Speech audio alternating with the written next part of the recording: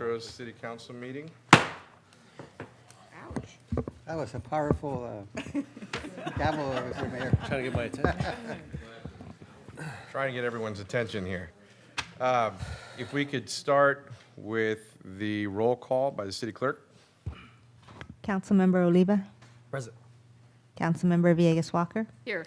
Councilmember Jackson, Here. Mayor Pro Tem Silva, Present. and Mayor Garcia. Present.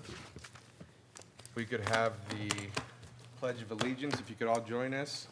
Councilmember Jackson will be leading it. Please join me in saluting our flag and our country. Ready, begin. If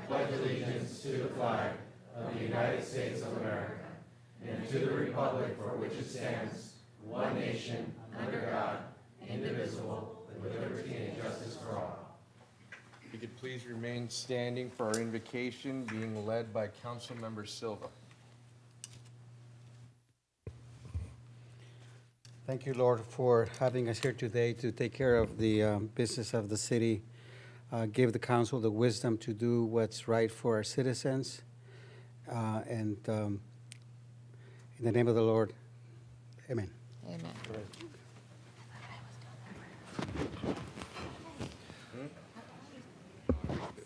Sorry. First mistake, right? Yeah. Might as well get it over with early.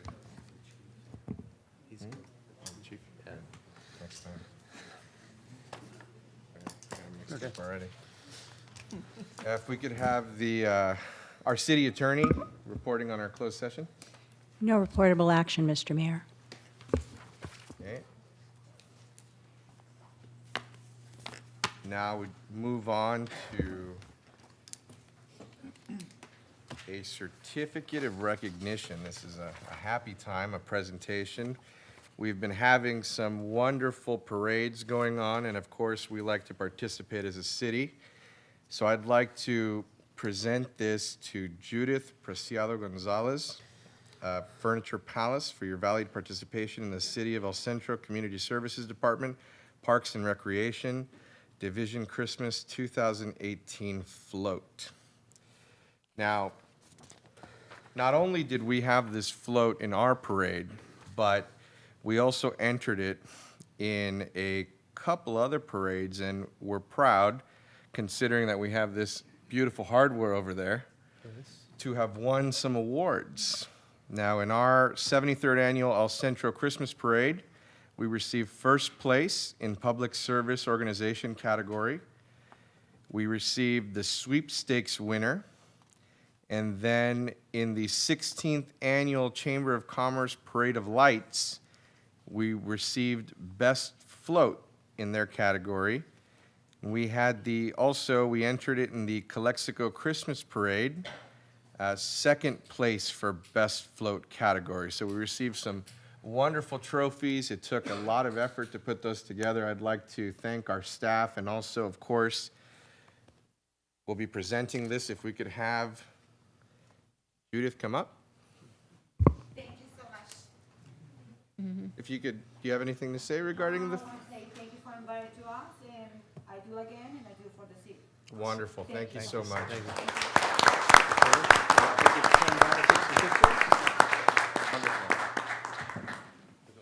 Yeah.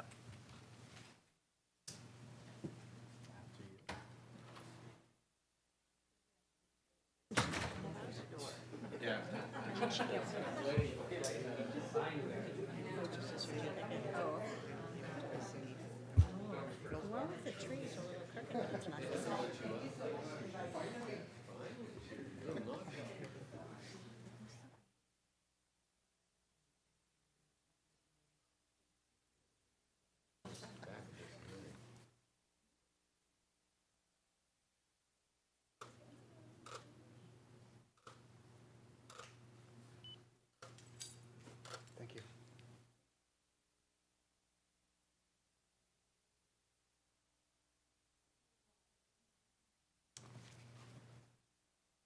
My turn. Right. That's very good. You can smile.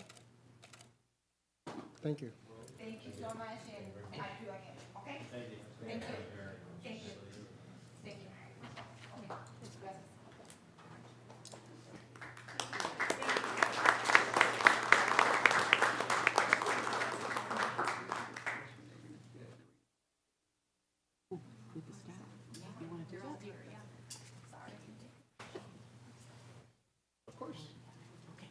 Can we also get the park staff? Everybody's here, And you. And maintenance staff. and maintenance staff for all of their hard work in putting together this float. I think we're gonna take more pictures. down there. You know what, You could do, we've done it before. We've done panorama. how many people do we have? We have quite a few. Oh, okay. Yeah, then that's probably, it's probably better if we, Like maybe. yeah, let's stand here and then they can line up behind us, in front of us rather. You know, can you do panorama? I This just, side, yeah, that'd probably be better picture.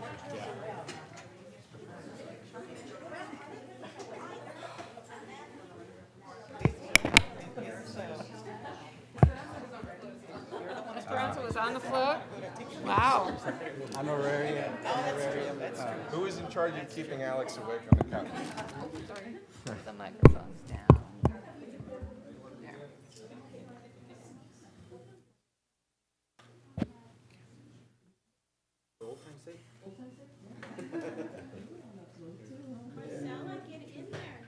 Oh, that's okay.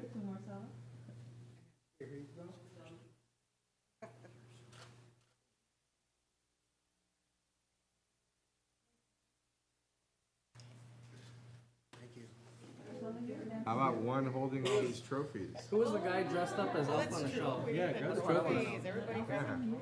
We have more than enough people to hold. Who was the one dressed as Elf on the Shelf? That's what I want to know. Gus? Is that yours? Yeah. That guy was funny. Is that yours? That guy was funny. What's it in your box? Hold on, we gotta get Marcella in here. There we go. Okay. Yeah, that's mine. Oh. I'm like, what?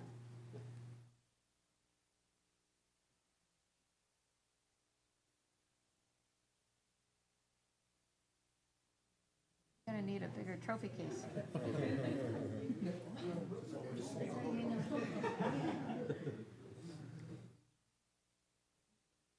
Move a little bit. French, Squeeze some more. Please. French. That's good. Breathe. Now we can see all you. I don't see your head. That's good. I mean, yeah, you're covered with the trophy. Okay, ready? 1, 2, 3.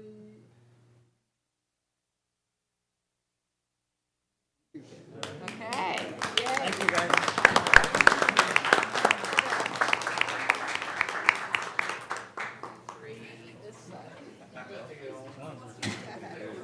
Huh? Yeah.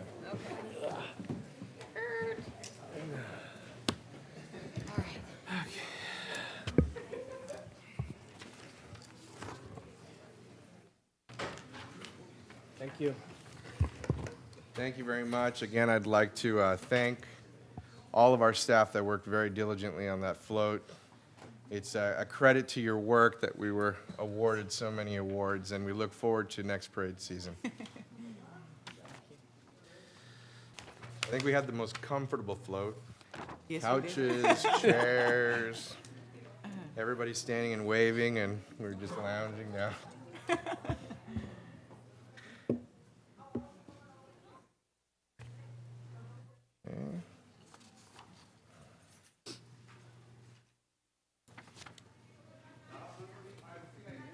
Number 2, that's right. We read that.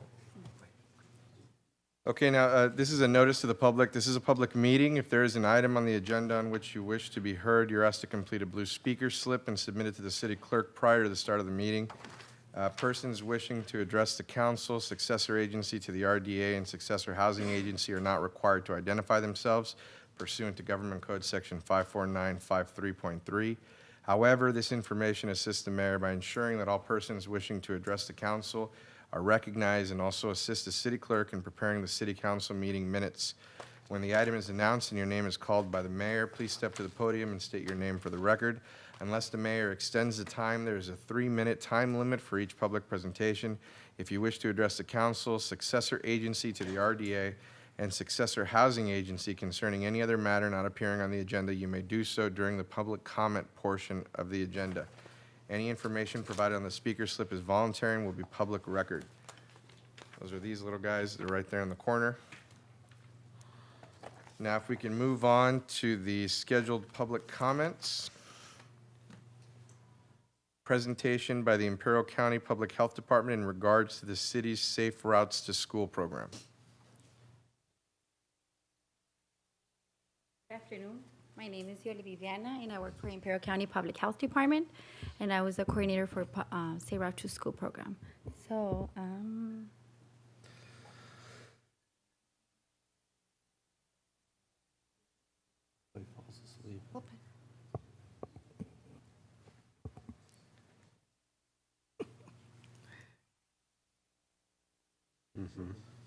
okay, so I will be presenting an update from July up to December and also an overview of accomplishments of the Say Route. The Say Route ended in December 1st with the city of El Centro. So for the past 2 years, 2016, 2018, I was working with 13 schools here in El Centro.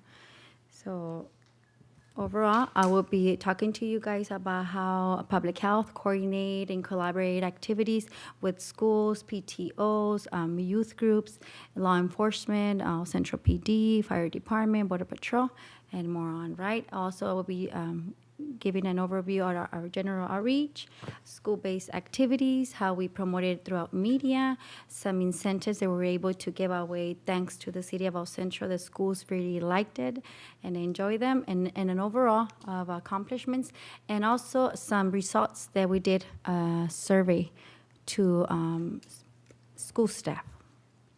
So this, the 6 months period from July to December, we were able to work with 15 partners. As I mentioned, all Central Schools, law enforcement, all Central Fire Station 1, all Central PD, Border Patrol, Central Union High School Wellness Policy members, Wilson Junior High Leadership Youth Programs, and AmeriCorps. And just to name a few of some.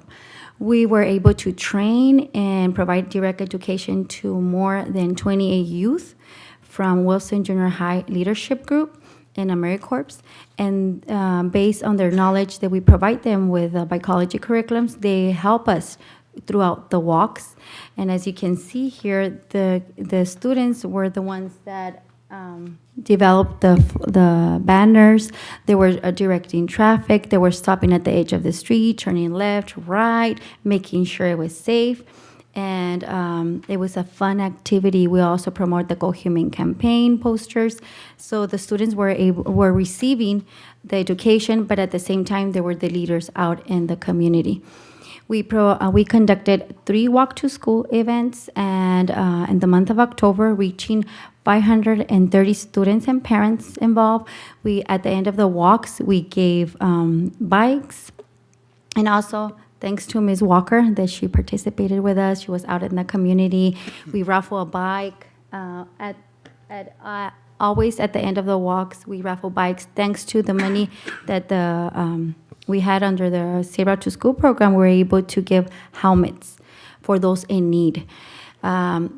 We did make sure that we provide the education. We conducted 19 educational events, Say Route to School presentations, helmet fitting presentations, and also we were promoting how the pavilion, the skate park, it's required for the students, that it's the law, and under Section B, identify that they have to have their helmet. And just to let you know that the students are very aware. I learned from them. They mentioned that, yes, definitely, police officers are sending them back because they're not wearing their helmet. And there were a few students that I gave helmets, thanks to the grant funding, that didn't have the money to buy helmets. So we make sure that we gave a helmet the right size. So, so as you can see here, I have a picture where this, every single student that received a helmet was measured and was educated and was given a packet, the importance of wearing a helmet.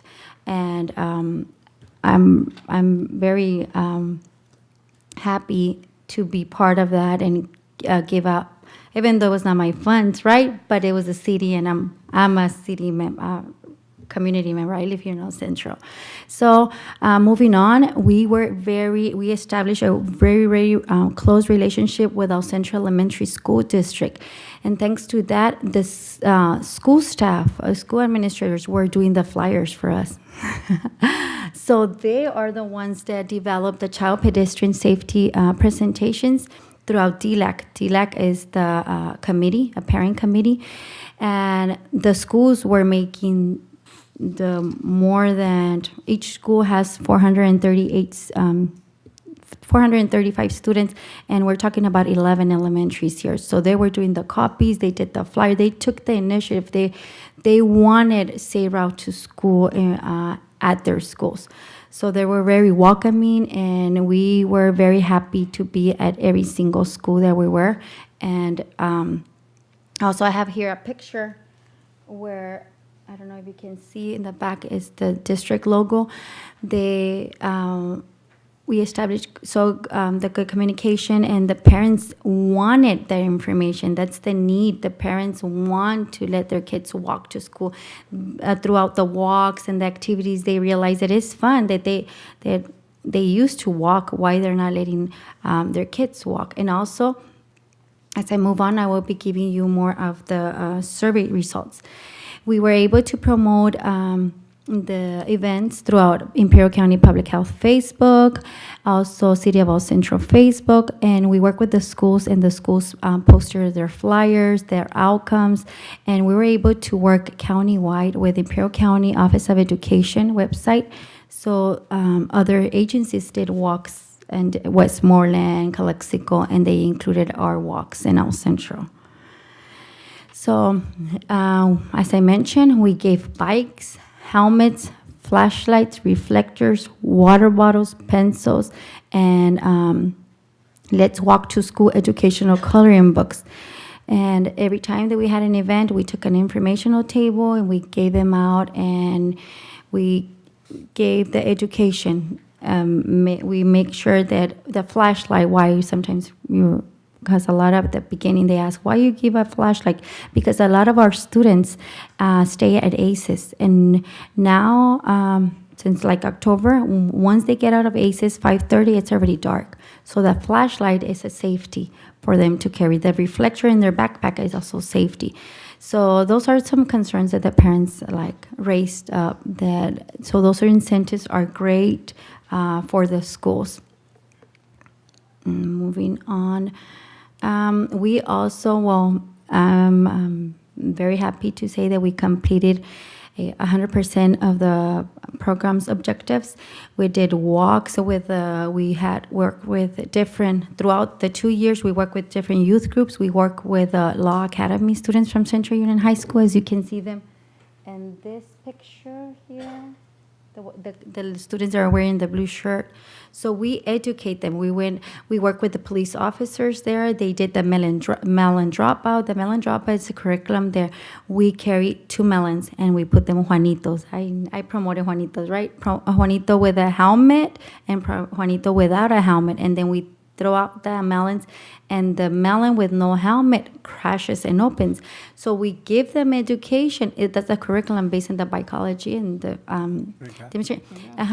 And it opens, right? So imagine what can it do to their brain injuries. So there's a curriculum where that was a very visual that the schools really like during field days and presentations to understand the importance. Also, overall, we were able to connect with Ms. Carla Sigman, the principal for the new parent center, and we were there promoting the workshop for the parents. We gave away a bike, and pleased to announce, even though the grant will be ended in December 1st, we will be part of their parent health fair in January the 12th. And thanks to Angel, I email, right? And we will be raffling the bike because that event was scheduled back in October, but due to the weather conditions, they postponed it. So we still have the bike for those students, and we were able to work closely too with the food director here, and educate them, and also the nutrition and the physical activity. We were able to work with the Calexico Union High School wellness policy, and that's another picture here, the black one, with the food director, Erica, Mr. Preciado, and it was the employees teaching the students the importance in walking all together. We were also, we work with the ASB students, and the ASB students developed a survey where they were educating what is the speed around their school. So we did a lot with the youth groups. Say Route to School overall, we, at the end of the last of November, we sent 26, we sent links for 26 staff. Those included superintendent, principals, counselors, and teachers. And we got a response of 21 responded. Even though it was Thanksgiving break, they were very engaged and provide their feedback. So we got 80% back with that. That and those results, the survey results were indicating that 85% schools are planning to continue with Say Route to School programs. 80% believe that as a result of Say Route to School activities, more children are walking and biking to and from school. The need of the Say Routes and promoting the walk is there. The school are willing to continue, and they see that this is a very important issue for their students to be on time and to not miss school. Here is particular, this is a picture with the DLEC committee and the migrant. They're very involved, PTO. They really believe on letting their kids walk to school and feel more comfortable. The other picture represents a sunflower with mosquitoes. The principals were very engaged and very grateful to the city of El Centro for the funding.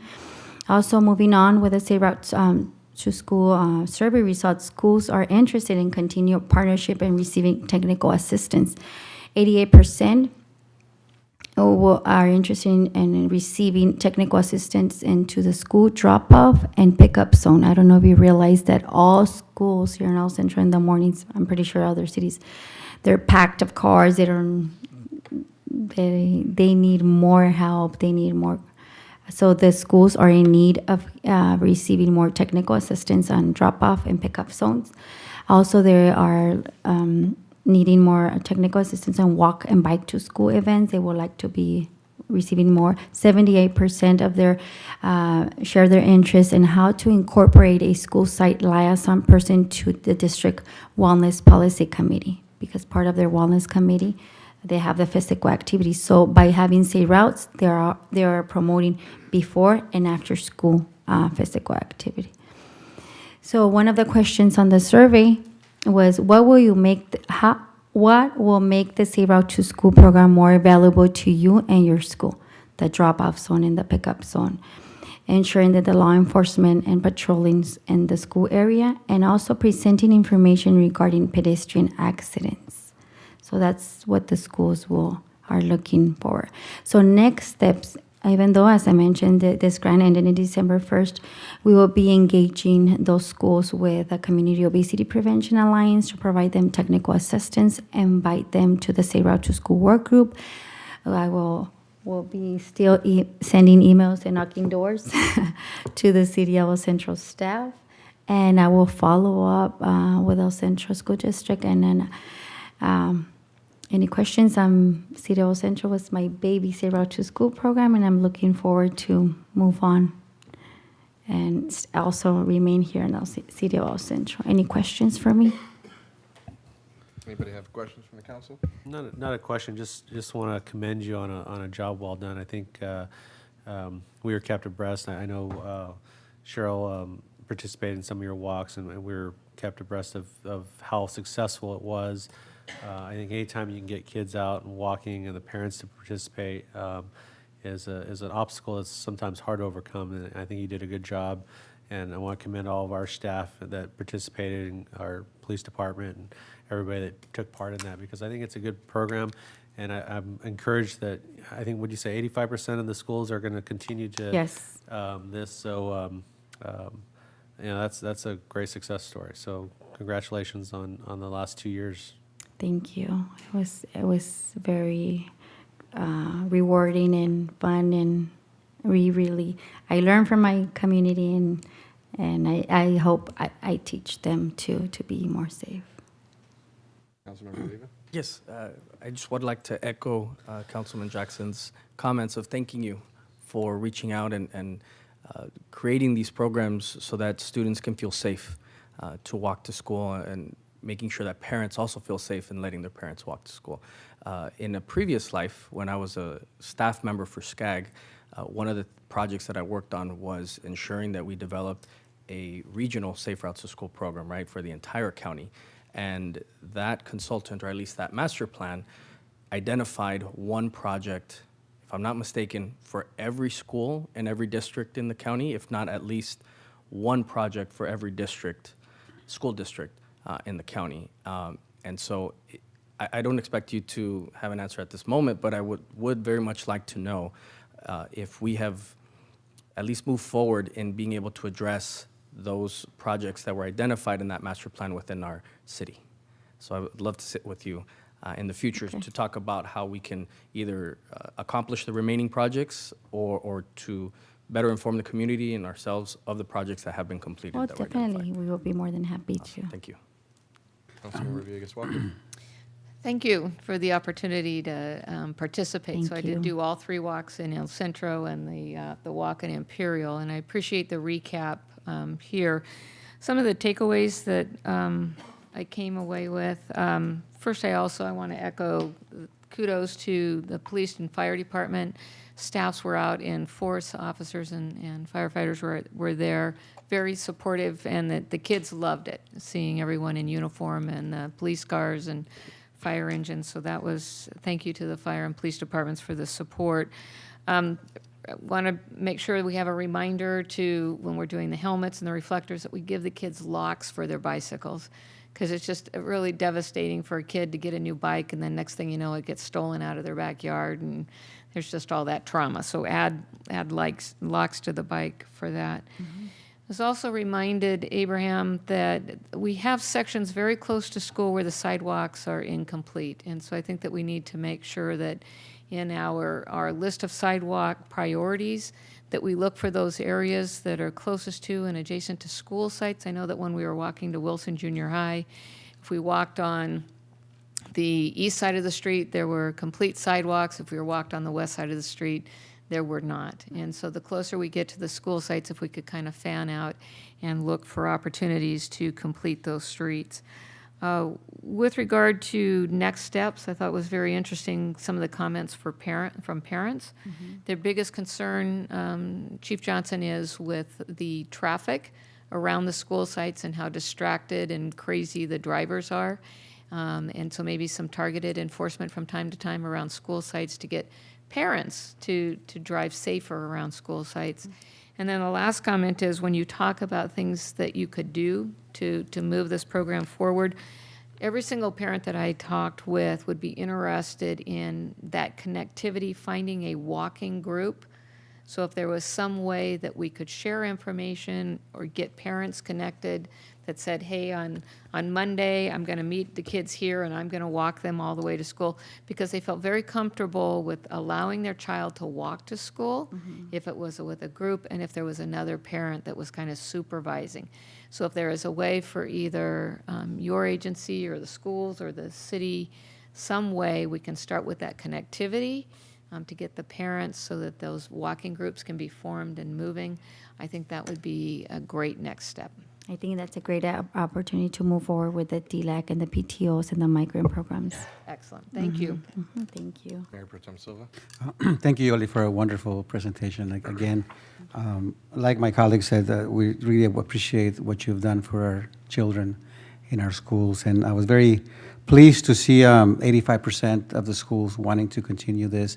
Did you hear from them whether they're intending to dedicate staff, or what's their plan for continuity in terms of keeping this program going? Well, we provide them with the resources and the toolkits, and they have our emails. They know that they can, we can support them. But they did receive a toolkit on how to do the international walk to school and the bike to school events, and they received also the curriculums, the child pedestrian curriculums, the ones that we use to conduct direct education. We did also meet with the principals and the teachers and the counselors, so they're very aware of the curriculums that we used. Okay. So did you get the sense that they're going to be asking, that they'll have some dedicated staff that will do these things? That's probably what's going to make it work. I formed part of their school wellness committee, and I plan to continue being part of the school wellness committee. As a school wellness committee member, they meet on a quarterly basis and they plan activities. So right now, they already have plans for the parent fair, for the National Breakfast Week that is in March, and then we're planning for the May that is Bike to School event. So hopefully, they will take the lead with few of our support. So just out of curiosity, the schools that didn't say that they would continue, did they say why? Or they just said, checked off a box and said no? You know, it was a generic survey that it was a survey, Monkey Link, where there Okay. was. Okay, thank you, Eli. So there's 11 schools in the El Centro Elementary School District, correct? So And we- 3 of the 11 had the walk-to-school event. So I don't know if the plan is to alternate that with other schools or encourage other schools to do a walk-to-school event next year, or if you're going to revisit the same 3 schools, or? No, the report was the beginning was for this July through December, but we actually did walks throughout all 10 schools. We just missed Which one? Sunflower. Sunflower, okay. We did all walks. We did Harding. We did Emma King. We did twice. McKinley. We did all those schools All except throughout the grant the 2 period. years. Yeah, the 2 years. Got it, okay, thank And you. it was 100% me and an extra help for 4 hours. Perfect. Well, thank you Not very every day, much. but Thank you very much for your Thank you. hard work and your presentation. Thank Safe you. Routes to School is a great program. I'd also like to thank the chief, both police and fire, for participating. I know the kids love it when they see everybody out in uniform participating. And yeah, definitely with the law enforcement support there, it'll be so hard. it'd be great to see Yeah. the work that you do in the future. Thank you. Thank you. Thank you so much. Now, we move to the next item, a presentation from Mr. Rogelio Vargas regarding parking issues at Rogar Manufacturing. Good evening, City Council members. My name is Rogelio Vargas. I'm here representing Rogar Manufacturing here in El Centro. I'm also representing our president and CEO. His name is Robert Garcia. He's a businessman. He's born and raised in Calexico, moved out of town, came back, started his business in Calexico, then moved to El Centro. We've been in El Centro, or Rogar has been in El Centro over 15 years. They started in 2003 here in El Centro. At that time, they worked in an arrangement with Mr. Oscar Rodriguez from the city on the acquisition of the property on Industry Way and Ross. During that acquisition, they did a partnership in where, in return for consideration in purchasing of the land, they agreed to establish a manufacturing. Rogar agreed to establish a manufacturing business with the intent of hiring anywhere from 35 to 50 employees. So that just to let you know a little bit about the history of Rogar. At the beginning of 2018, we were employing 206 employees. With some turns on business, we are down now to 120, but we are ready to start expanding again. With that, our building has been going through some license modifications in order for us to start housing more employees. We have a very limited parking space.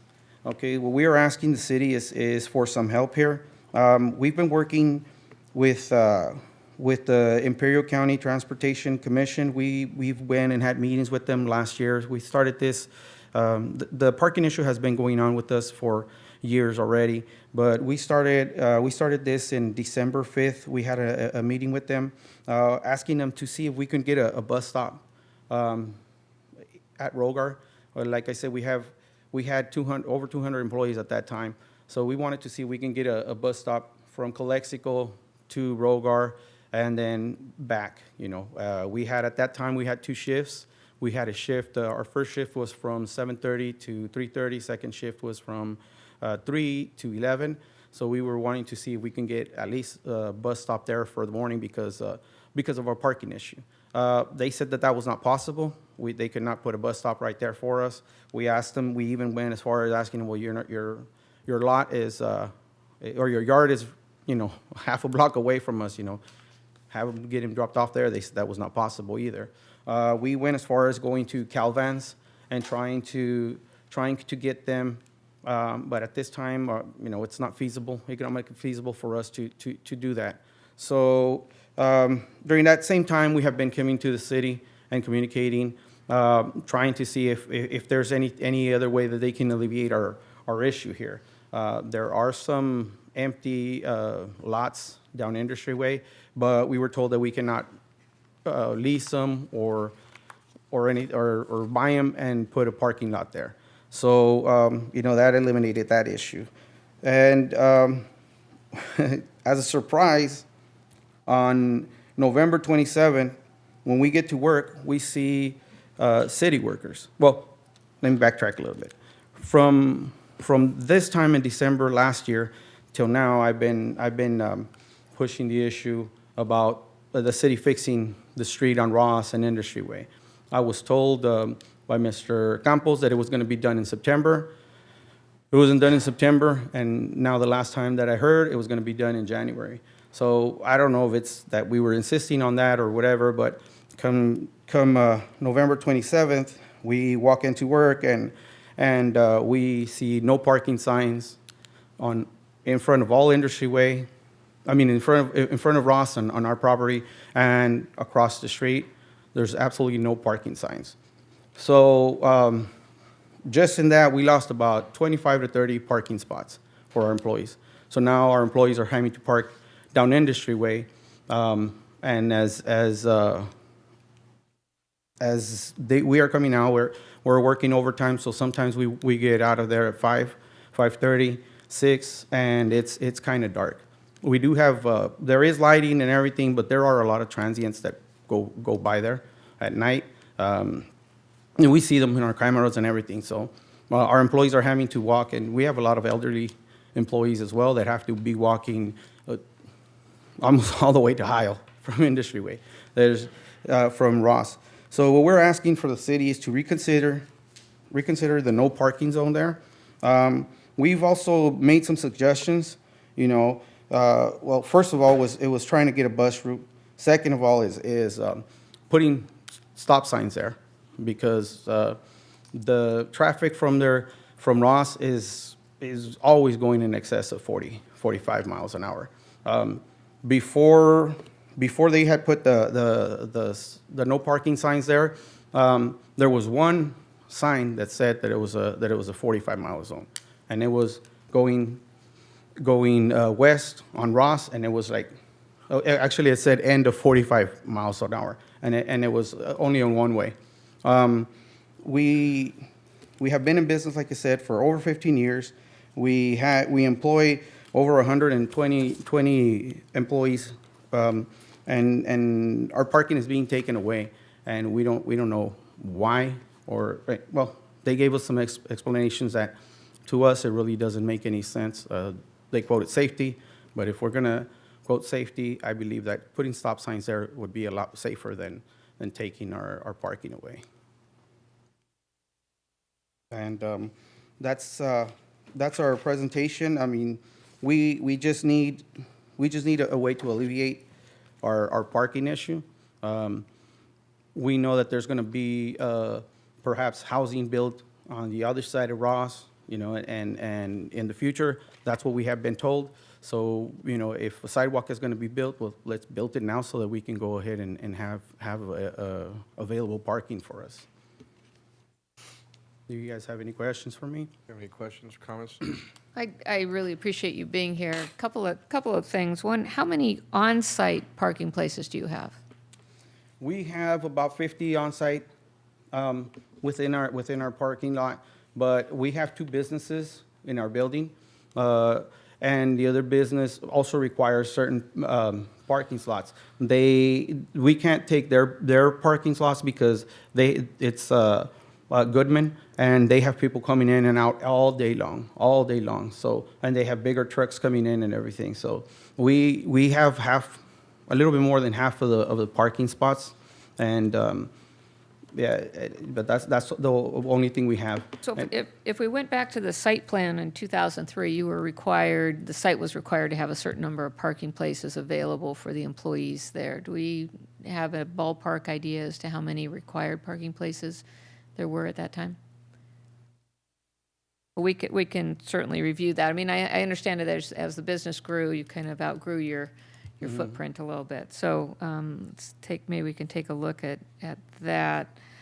There are other options with regard to transportation from Calexico. Is that what you're suggesting, is that the bulk of your employees, or there's a fairly large cohesive group that would need transportation from Calexico to El Centro and then El Centro back to Calexico? Yeah. Okay. We do have some, but we've explored a lot of issues. We've gone to the city of Calexico to see if they have anything that they can help us. We've came here. We've been doing our due diligence to try and alleviate this issue as much as we can. Yeah, when you talked with ICTC, did they mention the possibility of private carriers from Calexico that do business between Calexico and here? Yeah, they did, but like I said, at this time, it's not economically feasible for us to do that. We have the parking. It's just that it's being taken from us. So we don't understand why that is. Okay, then the other, I just need clarification. You said that there was empty lots? Yeah, Within the down industrial- Industry Way, there's a couple of empty lots. They're dirt lots, and we came to the city also, and we asked them if we could get those lots and make them into parking lots. We would put gates around them. We would have a security person there, during the day while our employees were there. Keep in mind, we had two shifts, so.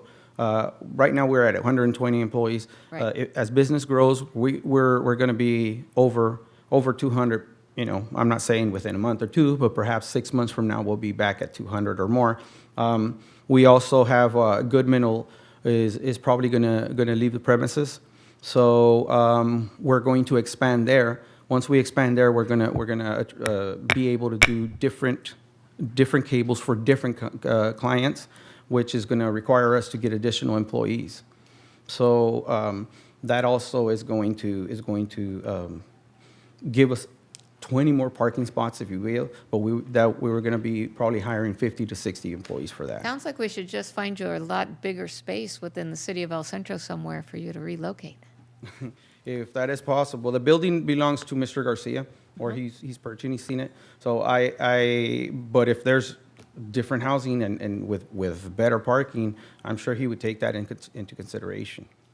Oh, we probably have about 15 sites that we can hook It you up with. has to be kind of specific because of the type of work that we do. We have gone to see a few sites, but they're not what he needs. Yes. All right, Yes. well, I think there's opportunities here. Again, appreciate you coming. Thank you, Mr. Mayor. Roger, a couple of questions for you on, I think you indicated that a bus stop may be some kind of remedy of this. So I gather from that a percentage of your employees use public transportation and they don't have? No, nobody can use it because the nearest bus stop to us is God, I think it's over there by the library or by Garcia, where Garcia Foods was at, or something like that. But if you had a bus stop, more of your employees would use? Oh yeah, if we had a bus stop coming from Calexico to El Centro, I mean, also we got to keep in mind that the business starts at 7 in the morning, so they would have to be able to get there at 7 and get the bus after 3:30. So I don't know the dynamics of a bus stop, but if you say that there's parking within your facility, but is being used for other purposes, couldn't you reconfigure those purposes and be able to use that as a bus stop as well? No, the parking is being used by our employees. So even if we were to get the bus, all those parking spots would be filled, because we have a lot of people that live on this side of the border and that. But I thought you said that only about half of your off-street parking are being used for off-street parking, the other half was being used for trucks coming in and out? I thought I heard you say No, that. that's for Goodman. That's on the other side of the building, and it's probably not even 20 parkings. But they have people coming in and out every single day. They're air conditioning salespeople, Oh, okay. so they have a lot of traffic coming in and out at any given time during the day. Okay.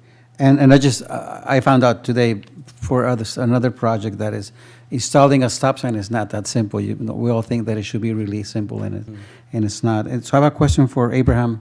Abraham, the provision of parking off of Ross, is that a temporary measure or is that a permanent measure?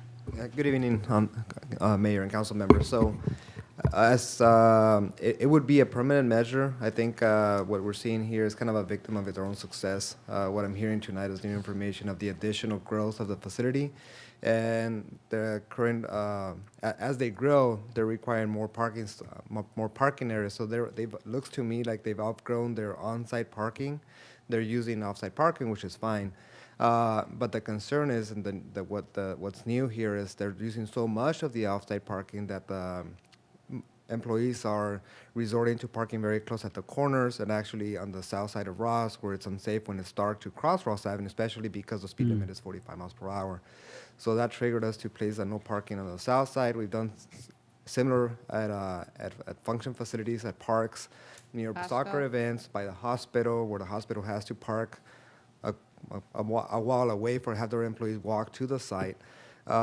So in the corner area, the red curve that it was done, it's based on site distance. It's as much as for somebody on Industry Way trying to go out onto Ross and being able to see oncoming traffic, as it is important for people traveling on Ross to be able to stop should somebody cross Industry Way. Those are the requirements on why it's a safety issue for site distance. We're not targeting anybody in specific. It's because of the success of the company and all the employees that are there now that are seeking for parking that we came up with this new issue. The site, it has never been an issue before. They took 135 feet one way, 131 feet from us the other way on Ross, on the paved area. They had taken more on one side, and they went and recalculated and painted white over it. So obviously, they didn't do their due diligence in the first place, because they had to go and withdraw some of it. So we don't understand how it is that we need 135 feet for them to come in and do the site.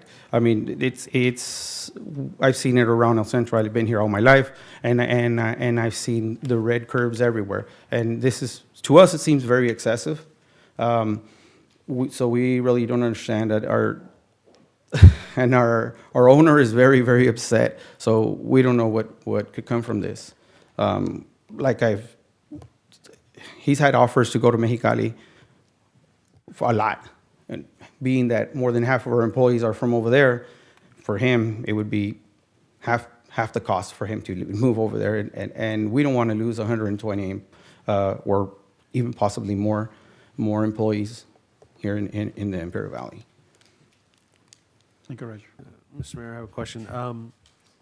And this is more for, Abraham still here? Oh, there he is. Roger said something about that they tried to buy or lease a piece of property, and we said that they couldn't use it as parking. Is there some kind of zoning thing there that restricts that? I'm not aware of that, but we have our planning director here, and maybe we can look into the possibilities. The only thing I can think of in terms of if it's allowed, and I'm sure if it is, well, let's talk about it. Yeah, good evening. The only thing I can think of is parking would be allowed depending on the CCNRs of the industrial park area. And if it's allowed, it would have to be improved parking. They cannot just park on the just dirt. And I think the first conversation was, can we just park in this vacant parking lot on the dirt, and we told them no, basically. But So they could go the route like the hospital with a road base type some stuff. kind of base, and if the CCNRs of the industrial park allow it, if they don't allow it. And I have a comment to that. No, we never intended for it to be a dirt parking lot. We said that we would put pavement on it. I was at that meeting, and Mr. Garcia and his son were both there. What we were told was that at a later date, was that if we were to put a building there, we can have a parking lot.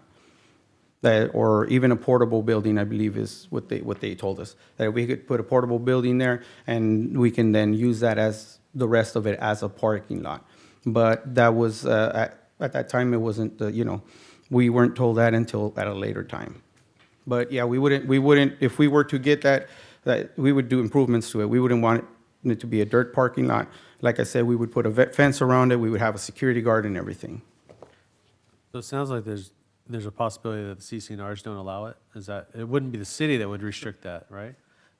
Mayor, if I may suggest maybe to allow staff maybe to meet with Mr. Vargas and we can explore these, but just to answer Councilmember Jackson's question, we have, because that area is an industrial park, we have CCNRs that restrict what type of uses and how the lots out there need to be improved.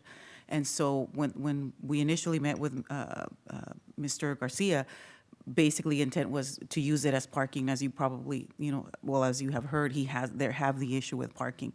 And so because of the way the CCNRs are, those are restrictions that, we cannot allow. But we can certainly meet with Mr.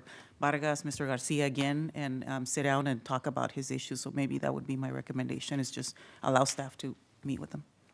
Come back in a month or so. I really do think within the last, I'd say 90 days, the city has done a pretty thorough evaluation of sites available for development. And I think that if you are interested, I mean, what a great problem to have, right? Your business has kind of outgrown its existing space. I think that the city could be an excellent resource in helping you identify maybe some alternative locations, as well as exploring the parking lot issue that Mr. Jackson brought up. Okay. Yeah, last year we had in 2017, we had a humongous growth. I started working there in March. I was like the 110th employee. By the beginning of 2018, we were at 206. Okay, so our potential for growth is huge. Yeah. During that time, Mr. Garcia was looking for a building here in El Centro or in Imperial or wherever we could find one. At this time, since Goodman is going to leave, he doesn't see the immediate need for that. But if there could be something out there that could alleviate our parking issue and can help us in any way, I'm sure he would consider that. Very good. Thank you. Well, I think we should refer this back to staff and then come back with an update. Yes. Everyone concur? Say like in a month. Yes. That could work. 3 days. Thank you. Thank you. Now, if we could move on to the next item, the Downtown Business Christmas Light Contest winners. Who is taking care of that? Liz. There we go.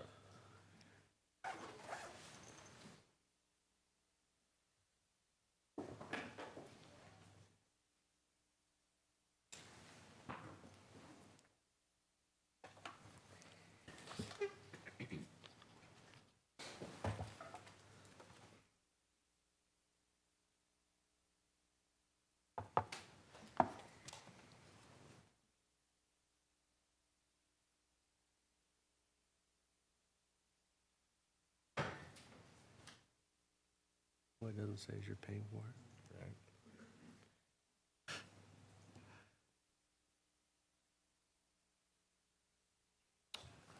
Well, good evening, Mayor and council members. As you recall, last month, we had this wonderful idea of having a contest downtown with all the downtown business owners. Our contest is called the Wonderland of Lights. We invited all the downtown businesses from 4th Street, from the 400 block, all the way down to the 800 block to participate in this downtown contest. We had a total of 7 entries. Unfortunately, one was not able to participate, so we ended up with having 6 entries. The public was invited to participate via a survey on our city's website. We advertised on social media. And so what I want to do is present to you our participants so that you can see their entries, their storefront entries. We'll go ahead and. Our first participant was KXO Radio, Oh, how cute. and that's their storefront. I appreciate Carol standing in the window the I whole know, time. wow. That's double duty there. Our next entry was Karina B. Alvarez, CPA. Oh, nice. Next one was Peggy's Place, Very nice. Nice. Children's and Parents Council, Aw. Simply at Home, Like that. and Tiendic.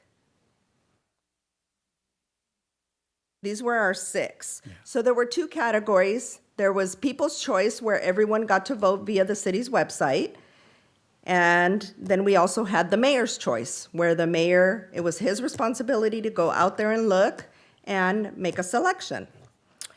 So our first winner, let's see if it's the next one, was the People's Choice, was KXO Radio. Oh, congratulations. So I believe we have representation. I'd like them to come up so that the mayor can present their certificate. We have this very nice certificate. And I believe one of these goes with it as well. That is right. And I think this too. So festive, Becky. Did we come down for a photo? Do you want to announce both of them and then go down? Let's do them both. and then we'll- Because otherwise we go down and Yeah, back. good. We look like a cattle call. Yeah, that's yours. So that was, our People's Choice was KXO Radio. For the mayor's choice was, drum roll, anybody? No? Children and Parents Council. This was the mayor's selection, which we also have representation. So I'd like to invite the winners to come up for their trophies. As part of the prize, the 2 organizations or the 2 businesses will be able to participate in having dinner with the mayor and the city manager, to 2 of the members of the business, and on a chosen date and time. That way they can have a one-on-one, just discuss anything that they want to discuss about downtown, any El Centro issues, or how wonderful this contest was. So we'd like to invite you all to come up. Awesome. And the mayor's paying for it, so order big. I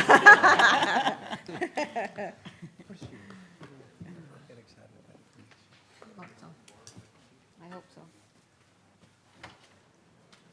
Don't get smacked in the head. You don't want pictures.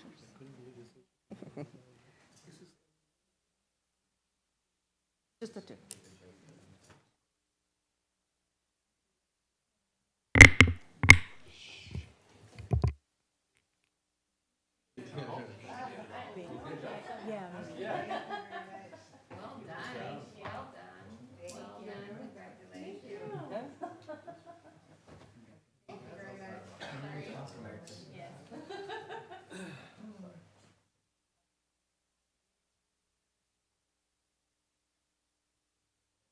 Oh, wow.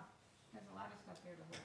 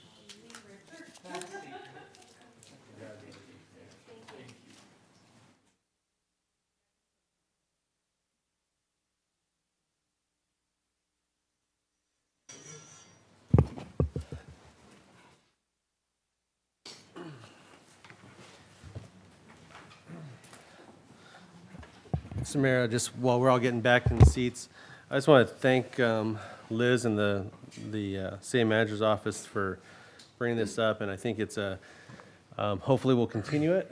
And I think, anytime you start something new in the city, it's always hard to get going, but to have 6 participants the first year, and hopefully that'll expand, and it sheds light on some of our businesses in the downtown. I think that's a big positive for it, and just kind of spreads the whole Christmas cheer. So I'm very, very encouraged with what we can do for next year. Absolutely, it was wonderful. There's so much great feedback. I know a lot of people enjoyed going down at night and seeing the decorations, as well as what the city has done in downtown for bringing out the Christmas spirit. I know my children enjoyed it, and I hope we can start a tradition with this. And our Christmas lights are up in downtown. Have you guys seen them? The new the new Christmas decorations. Yeah, it's up. Yeah. I'll drive by Went up. tonight. Okay, now we have the presentation of the new Public Works Department employees. Right, again, good evening, Mayor and council members. Just following up on, before even going into that, and just thanking the contestants, and I guess they left already. Got the trophy and went bad. But it's just, I do invite you to go out there and look at the new decorations. It's something that's been working with the Community Service Department and Parks and our Public Works and that cooperation to get all this ordered and as expeditiously as we get it delivered and installed. So I do invite you to go out there. It's quite, most of it is up. I know it's almost Christmas, but we're just getting the material sometimes. So not all of it is up yet? There's still some things here and there. If I don't tell you, you won't notice, so I might not tell you. So this is one of those opportunities where we're really glad and proud to introduce some new staff, to join some of the staff that we already have. We had Lucero, Gabriel, and Mike, just kind of as an example before on the floats and what we do out there as Public Works and under facility maintenance. But to this Public Works team and family, we're happy and proud to bring 2 new team members. I'd like to start with Kevin Martinez, and he's behind here. So he just to give you a little bit, he started back in August 28th, so he's kind of new, but he's been here for a little while for us, as he's the equipment mechanic 1. And he can talk to you a little bit about his background, his local schooling, and if he forgets something, I'll add on to that. Good evening, council members. Good evening, Mayor. I'm, as a resident of the finest city of El Centro, I'm very proud to work for the city. I graduated from Centro in 2008, continued my schooling in IBC, and from there continued in San Diego. I became a senior master for Ford Motor Company, and ever since, haven't stopped wrenching away, and really happy to see the first responders out there in the road and know that I'm part of the team that keeps them on the road, and, seeing everybody else, making the city go by. Very proud to work for the city, the finest city. As a resident, I take pride in the city. So something he forgot to say is he was called the Senior Master Technician certificate. Oh. Wow, so Awesome. sounds very impressive to me. So also, you stay here. We'd like to introduce Michael Tarriquez also, if you can come up. He's our new operator in training. He started on October 9th of 2018 of this year. And as well, I'll let him talk a little bit of his background and his credentials. I'm sorry, I'm a little nervous. I'm not used to public speaking. City council members, Mr. Mayor. First of all, thank you for, having me employed here with the City of El Centro. I am currently a grade 3 wastewater operator at the wastewater treatment plant here. I graduated Central Union High School and graduated Imperial Valley College. I'll say 98. I graduated high school in 98 and then graduated in IVC in 2014. So I was currently, prior to this, I was working for the city of Imperial as a wastewater treatment operator where I obtained my certifications, and I bring my experience with me to the city of El Centro. So thank you all. Awesome. That concludes our presentations. We're just very, very proud to have this very talented individual join us. Comments? Thank you so much. Listen, Mr. I'll Oliva? keep it short. Thank you for being here and being employed for the city, and thank you for what you do. I look forward to meeting you guys more personally, and welcome aboard. Well, welcome aboard. I like that both Central grads, and as we get down the line, Efren will like that you were IBC grads. good. But it's always good to hire homegrown guys because I see the pride you take, and you're wearing your city jacket. You're proud to be a part of El Centro, and that's what we want. So congratulations for being employees and part of the El Centro family. Thank you. Yeah. Me as well, both as an IVC dean and being on the city council. I'm very proud of you for where you are today. And don't apologize for being nervous. Everybody gets nervous, and you did a great presentation. So don't apologize for that. But yeah, you're absolutely right. El Centro is the finest city in Imperial Valley, and with people like you and all the staff, will continue to do that. So thank you so much, and welcome to the city. So both Central grads, is that what, and you graduated 2008 and? 98. 98, okay. So I'm going to go home and look you up in the annual. So I'm going to see. Two things. Welcome, this fantastic career path, and you're joining an outstanding team led by Abraham. You could not have picked a more dynamic group of people to work with, so I hope you find it to be very, very rewarding to be among such a great group of professional and responsible and respected people. So, welcome.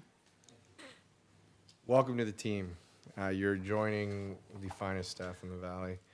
You have great leadership, and we look forward to seeing you prosper here and having a long, fulfilling career. Welcome. All right. Welcome, guys. Thank you.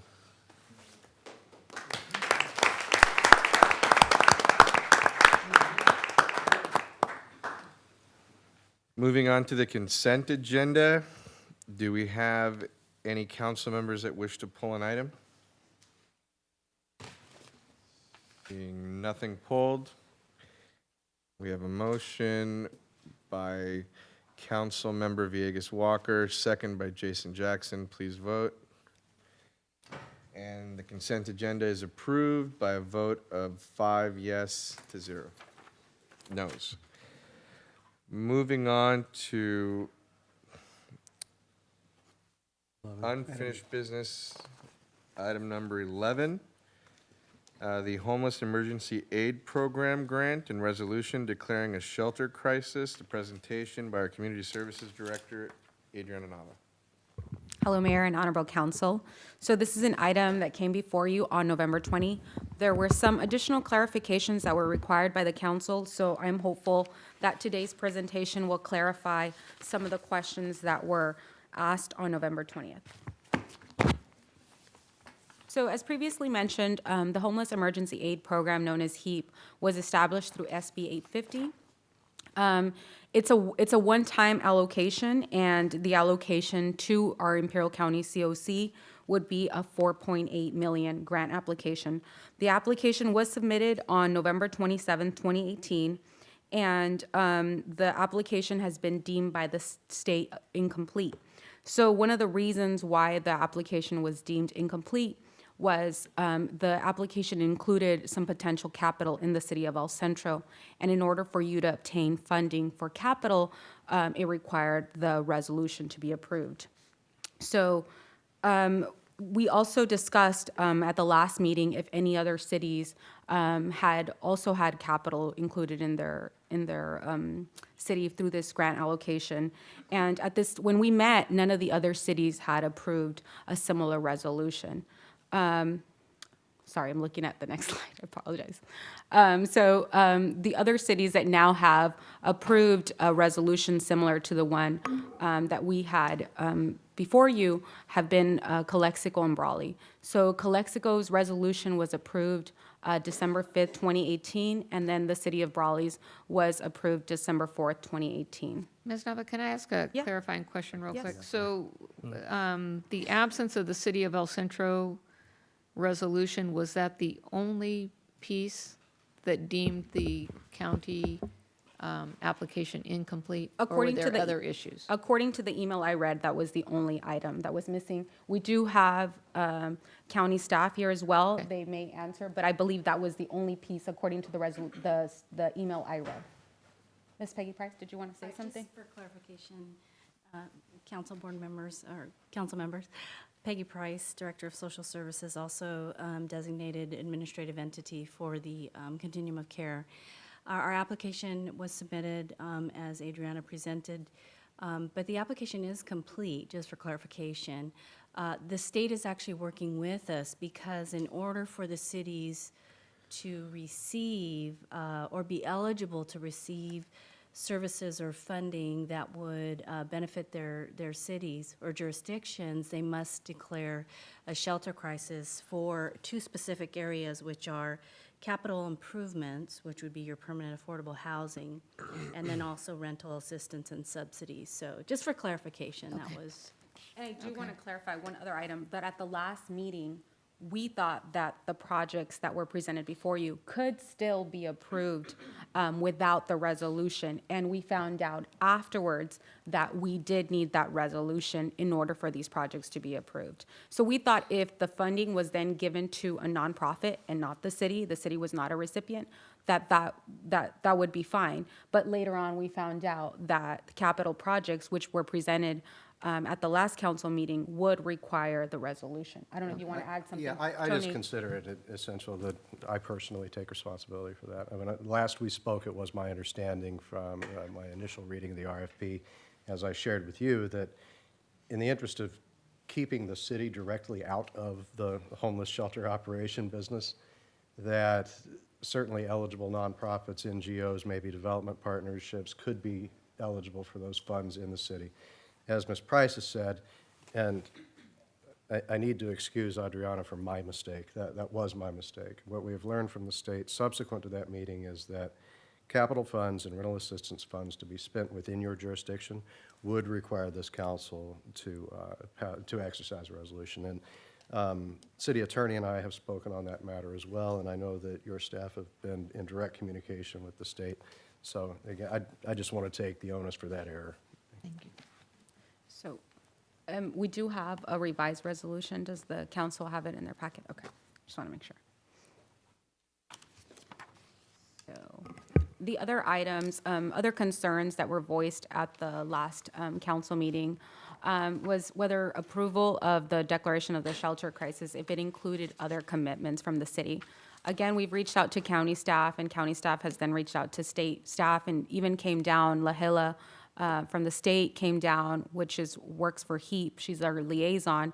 And she did say that other cities had very similar concerns as ours, specifically attorneys. You mentioned a lot of attorneys had concerns with the language on the law. And so she did say that there was no additional commitments to approving the resolution. So I did cite one specific one that she mentioned, that other cities had the same concern, that it would require cities to allow some type of camping in parks, and she said that was not the case. Another item was the capital projects. We had said whether capital projects were included as part of this project, and again, through constant communication with staff, the request for proposals has not been put out by the county. However, there has been discussion on doing some type of housing type project on lots that are currently owned by the successor agency that we would have to purchase. These could be purchased through this grant. Again, we have not submitted that application to the county, so this is not a guarantee, and I do want to make that clear, but it's a possibility. The build out of these lots would assist us in meeting our RENA goals. So we have 487 units through the RENA that we would have to that we have to meet these goals, but this would allow us to make some progress on the very low income and low income categories. So again, this is some of the research that was conducted. This is the same slide that I showed you last time, but I just wanted to show you, excuse me, of some of the projects that we've considered in El Centro. Woman Haven, we've discussed about if we did build out these lots, that they would manage the housing units because the city could not manage these units. Catholic Charities, we've considered a day out center. We also told them we'd assist them with doing a conceptual plan. The conceptual plan has been completed. The cost of this, it's an estimate, is about 1.2 million. Again, these are possibilities of different projects. And again, we also met with Spread the Love. So this is just a tentative timeline. I just wanted to give council a ballpark figure of what dates are we looking at. So the application still has to be determined as Ms. Price assured it's complete. They did ask for additional more backup. Also, the allocation would need to be received by our Imperial County COC. Then the county would need to do an RFP process where we would list some of these projects that we're considering. And then we would have awards and announcement at a tentative date. And then the project completion, we would need to get very, very quickly if we were awarded, because it is a very, very tight timeline for construction. So with all that said, are there any questions on any of the slides presented? Any questions from the council? Yeah, I think I'd like a little bit more clarification as to the conversations with the state in regards to some of the concerns we had about what this may or may not trigger, or if that's something that has been cleared up in the courts, or if it's still something that's pending litigation. So I don't know if you'd like to expand on that from the city attorney's perspective. From the state's perspective, from our discussions with Lahela, they made it seem like, we understand the language was very strong, and we know that litigation could potentially ensue, but she said the risk is always there, and there's nothing that we can potentially do to alleviate all concerns of litigation. However, she did say that other cities, such as Sacramento, that was the example given, who also shared a lot of the concerns, move forward with approving the resolution because of the benefits. So I don't know if you'd like to expand on the litigation Marcella was element. the one who spoke directly with her, so I've only read her emails. The language that you find in sections 3 and 4 of the last part of the resolution is language which Ms. Maddox has approved that we believe may help the council with some of the concerns they have. The two statements that are made are that the resolution becomes effective when the city gets money. Number two, there's a statement that is intended to say that this resolution is for financing purposes, and that it still allows certain kinds of actions to be taken specifically as to actual crimes committed by people who might be homeless. I'm not suggesting they did, I'm saying in the event they did, and enforcement on private property. Mayor, But again, Mike, I have read her emails. Marcella had an actual conversation with her. can I ask a question related to that, Mr. Mayor? So Betsy, on the new resolution that is before us, which is different than what we had in our packet, and Yes, it touching on item number 4, that reads, "Nothing in this resolution shall be construed to apply to enforcement matters other than those relating to camping on public property by necessity, and none of its terms shall be interpreted to prevent or prohibit the city from enforcing administrative, civil, criminal laws, including but not limited to one." So can you rephrase that in common language?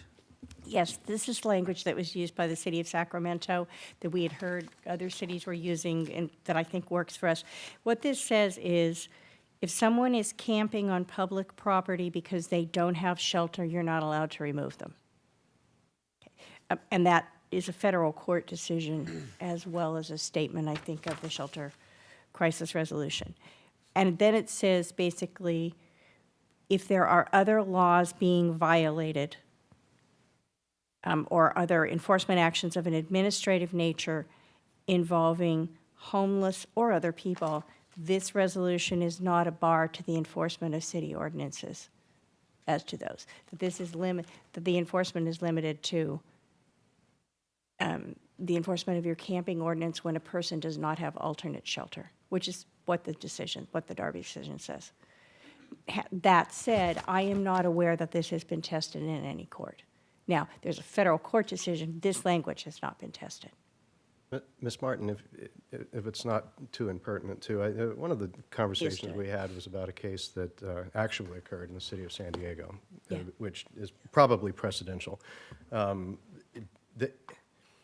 In that city, a class action on behalf of homeless people who were, in effect, forced to conduct private affairs on public property due to the shortage of shelter and available housing, did successfully sue the city. That you can't enforce your sidewalk sleeping ordinances 24 hours a day. You have to make some accommodations for people who have no alternative but to be in public.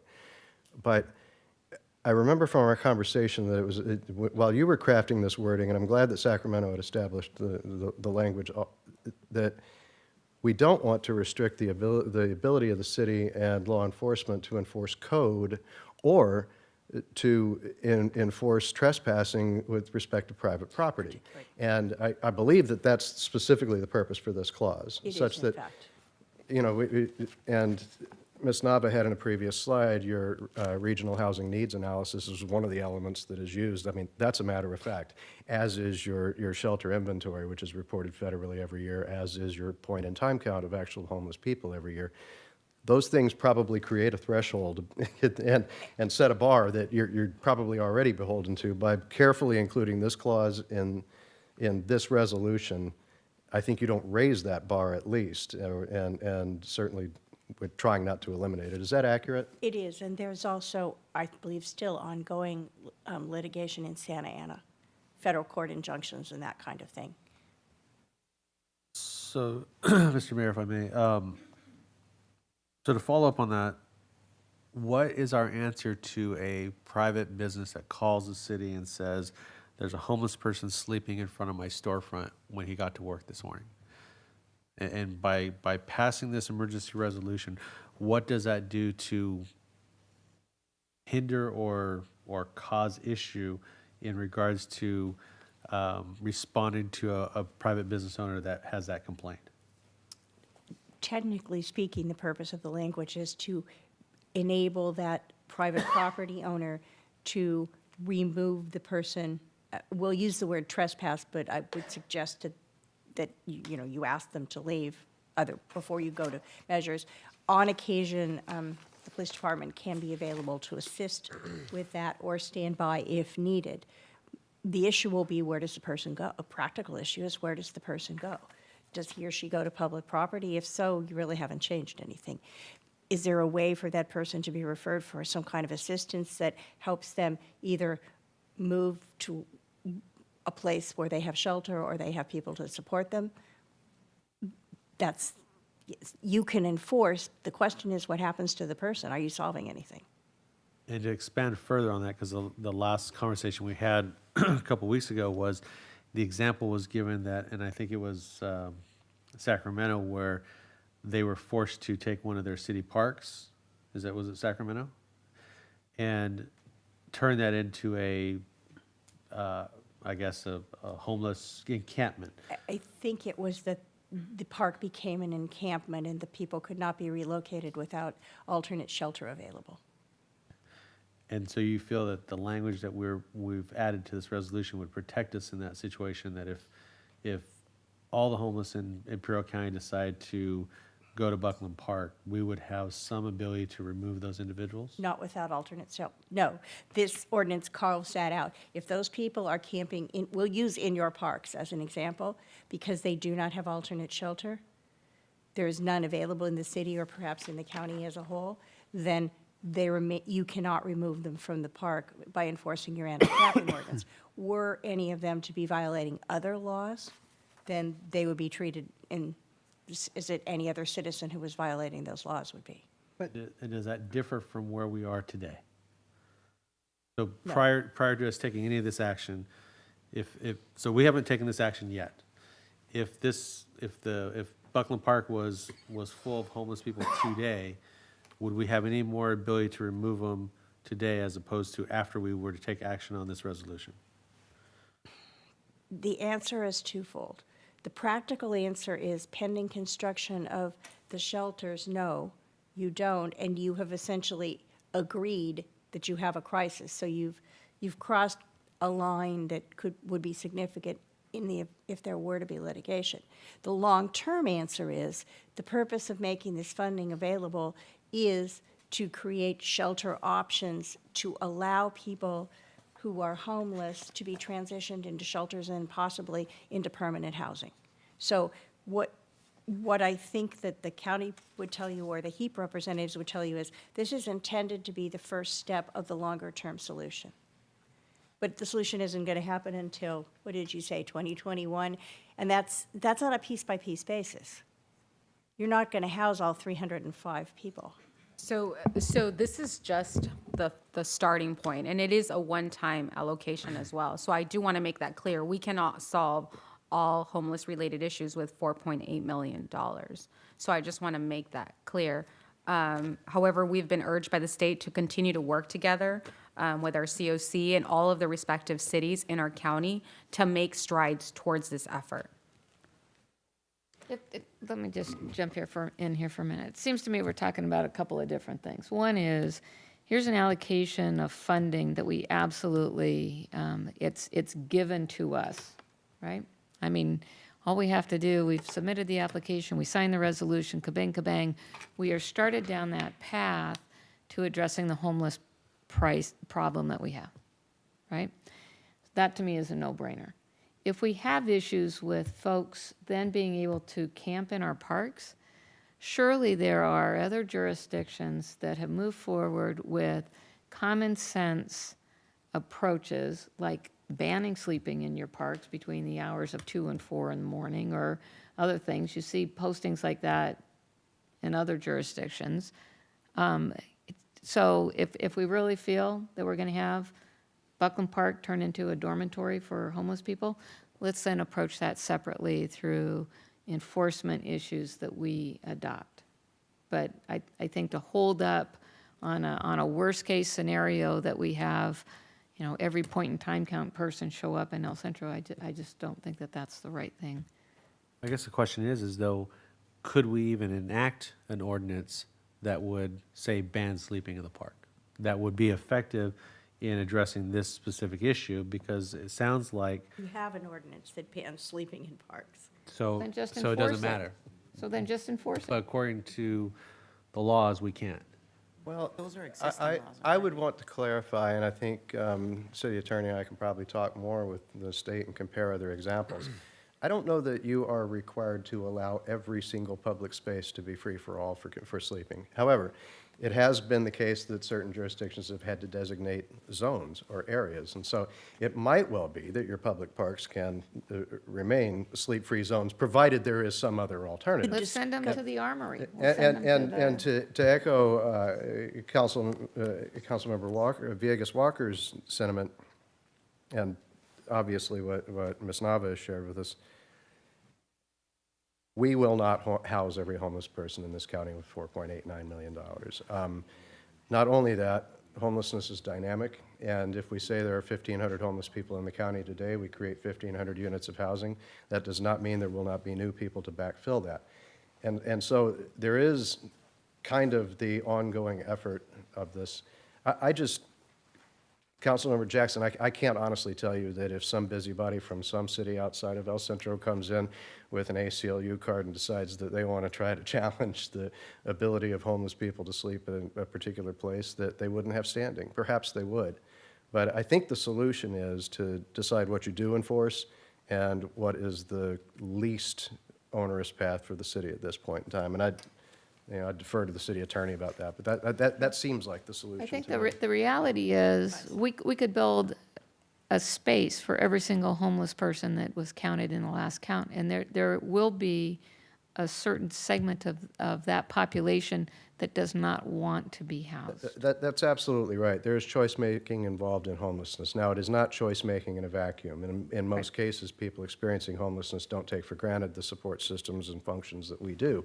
And so I'm not shifting blame to the victim here. No.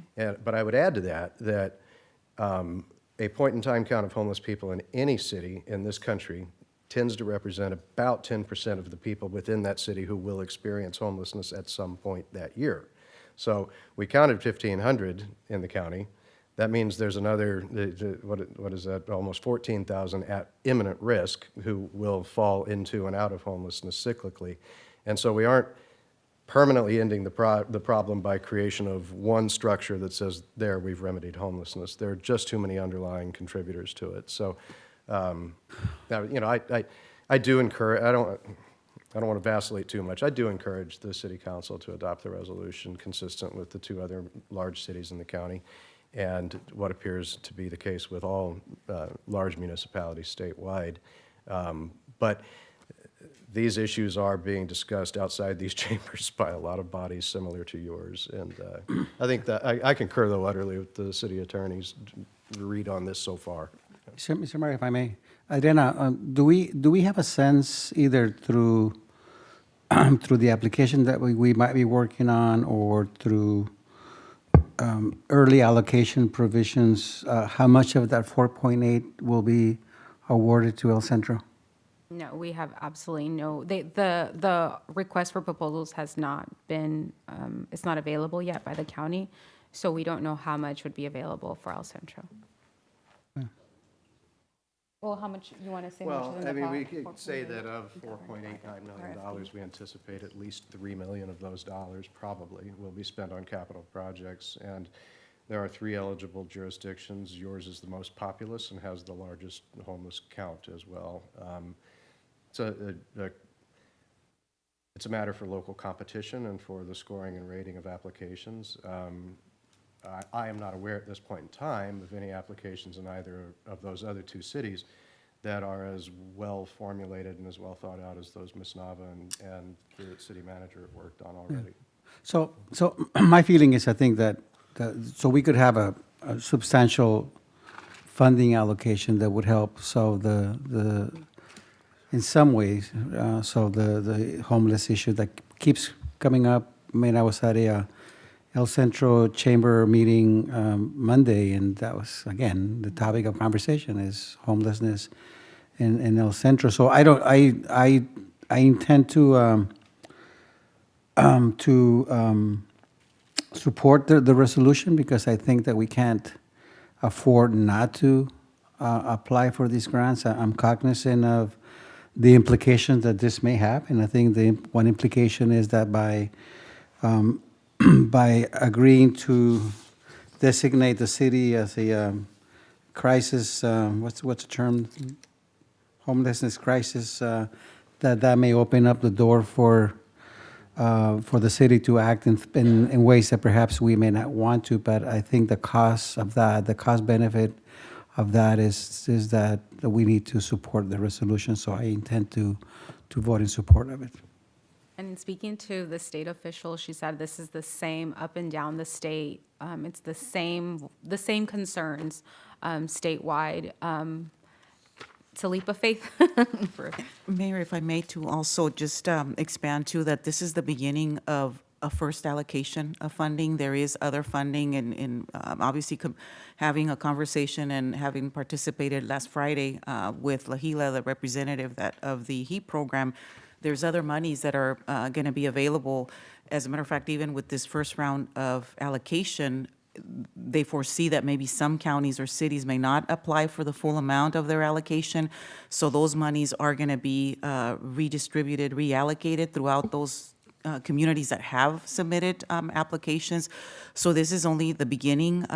We realize the concerns, but if I may give you an example of how you can see this funding, it's no different to when we adopt a resolution accepting grant funds. And basically, that's simply what the state is doing, is they're asking communities to acknowledge that you're going to get whatever money is allocated to your city or county, but ensure that you will spend those funds as your applications indicate. So, so again, this is just the beginning. Our intent is to work with the continuum of care, the county, in making sure that we apply for whatever funding we can apply, and obviously support those agencies too that are providing services, you know, in our city and other cities here in the valley. So just wanted to make sure that I clarified that. Thank you. Mr. Mayor, just one question in regards to your statement, Marcella. So if some cities aren't applying for the funds, why would they not? As Ms. Nava says, it's, you know, it's free money. It's a, you know, great opportunity to address homeless, and I agree, it is. My concern is we get $4.8 million and it gets divided, however it gets divided. We do all these things to address homeless, and then we have no money next year to continue that.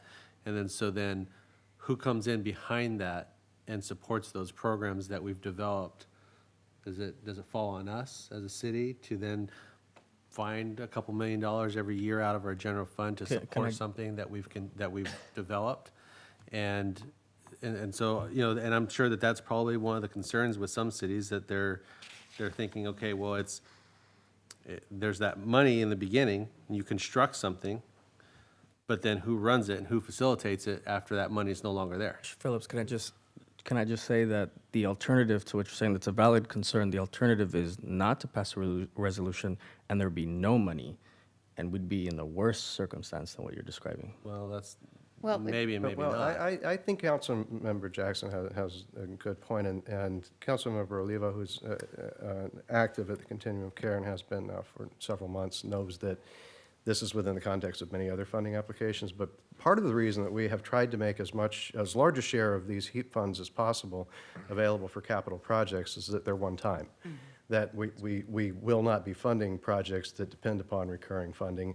And as a matter of fact, sustainability will be an element in the county's request for proposals from all local competitors, including nonprofits and jurisdictions.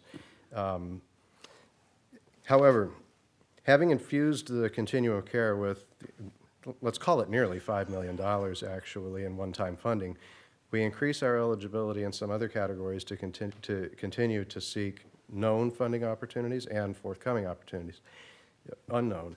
So I would err on the side of spending as much of this money as possible on bricks and mortar stuff, non-recurring costs that don't entail responsibility.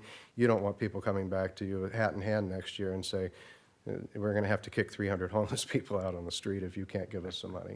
I believe that's beyond the city's scope and capacity. But I think that's what the other funding sources are for. to that point, though, I don't think that it is the intent for the city of El Centro to operate a homeless shelter. Yeah. Right, so the intent is to get the funding or to allow other nonprofits to get the funding, build a center, and then if that's their core expertise, to continue running. So that may be Catholic Charities or Women Haven or some other entity who would try to find a way to continue the operation. That is exactly correct. To solve the problem, not fix. Okay, we have a speaker slip on this item. Peter Rodriguez.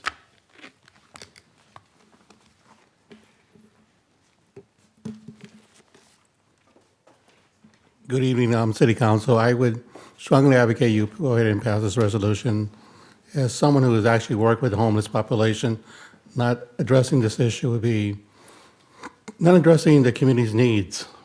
You know, valid concerns and arguments for both sides are valid, but we need to work together with all agencies. Thank you for that support. Council, for those who have made those comments, Walker, Silva, I know how you feel about it, Mayor. I do respect your concerns. Councilman Jackson, thank you for your support. Councilman Delmas, Olivia, congrats. And I think it was been a very valid discussion, but it could be probably narrow and come to the decision that we need to do it in overall for our community. That's all my statement behind it. Thank you. think one last thing I think we want to remember is that while this is one-time funding, the homelessness issue has become of targeted focus in Sacramento. And there is additional funding that's available to address homelessness throughout the state of California. This then, I think, allows us to leverage our position if we are successful in moving forward with constructing something here. But I think the loud and clear message is we're not getting into the homelessness operations, but we're going to leave it to those people that have the expertise to do it. Mr. Phillips, what is your status currently with? I'm very pleased to report, Councilmember Jackson, thank you very much, that a contract was approved with my company and the county at its most recent Board of Supervisors meetings. The CEO, the Deputy CEO, Ms. Price, and many other county staff were instrumental in making that happen, and I'm thrilled. I look forward to being here for as long as you can stand me. Congratulations. Thank you very much. Well, I'll say, although I have certainly some reservations, and just strictly from the standpoint of trying to look out for the residents of El Centro and the business community, I do have a lot more confidence in the fact that you are now a permanent part of this hopeful solution. I've appreciated your candor and your openness and quite honestly your frank comments and responses to my questions. And so I do feel a little bit better about the fact that you are on board. I do have some reservations. I am, there's no such thing as free money. And I think we've, all of us in government have always, we've always learned that, sometimes the hard way. But hopefully, I do think we have some great organizations that certainly are well better suited to address the homeless issue than any municipality in this county. And so I hope that these agencies are the ones that are funded, and I hope that they are the ones that can be, I think they're the ones that are most equipped to be successful. And I think that hopefully through the brick and mortar process that we can maybe establish something for them, and through grants and other forms of funding sources that they have available and their expertise, that they can be successful in addressing the homeless issue here in Imperial Valley. I believe you're absolutely right, Council Member, and your support and encouragement means a great deal. No pressure. And I sincerely hope that, if not yourself, that some member of this body continues to challenge, because the fact is that we can become unaccountable. We can begin to administer, in the case of San Diego County, somewhere in the neighborhood of $30 to $40 million annually, just split up among organizations who are accustomed to funding their own salaries. And we do not want to see that. And what brings me here, 75 miles each way, is the opportunity to do it right from the beginning, and not to repeat the mistakes of larger municipalities that frankly have screwed it all up.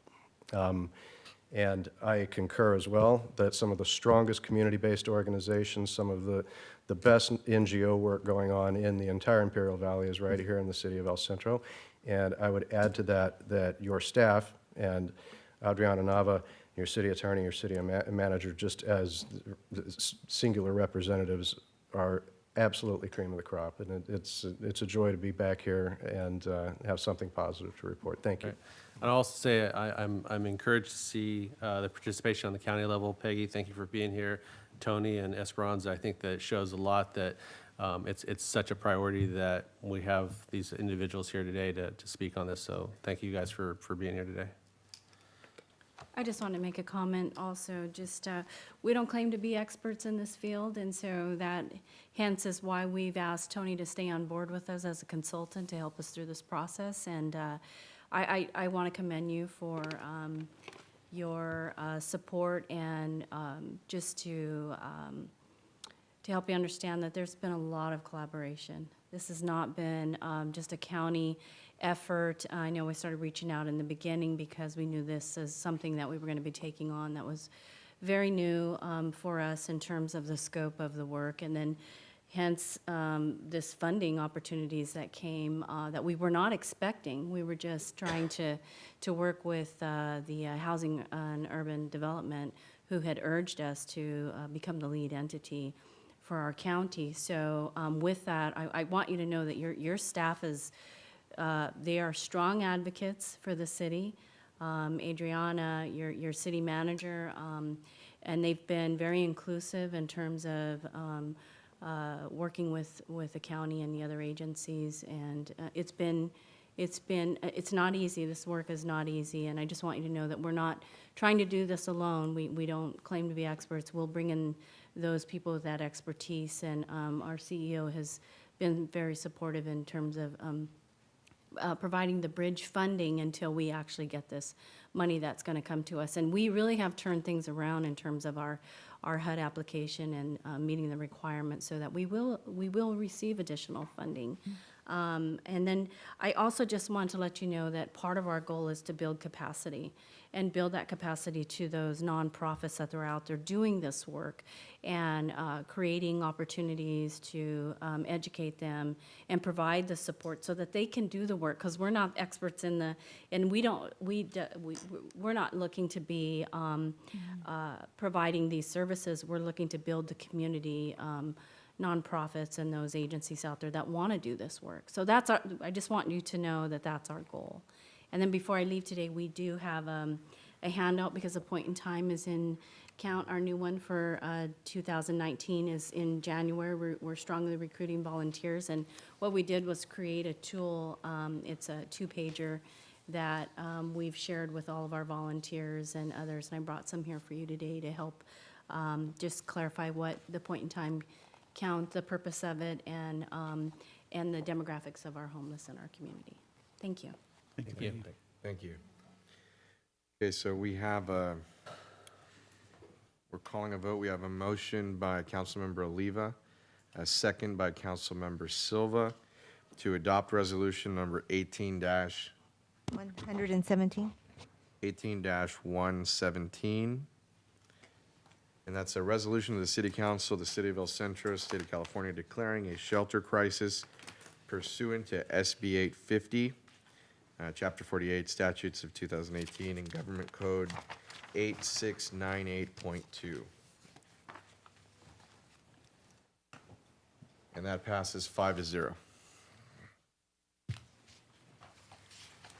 Okay. Thank you very much.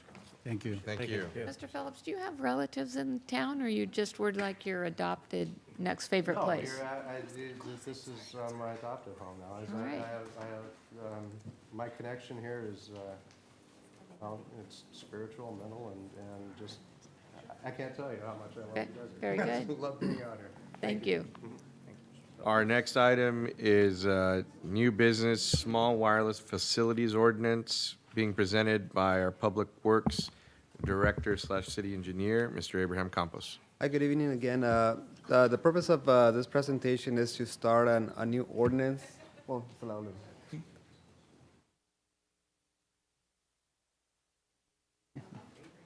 Huh? I know. Taking a break? All right, or- so. Just carry everybody away, Abraham. All right, I'll carry out. I don't know. So you tell Just me. carry on. All right, very good.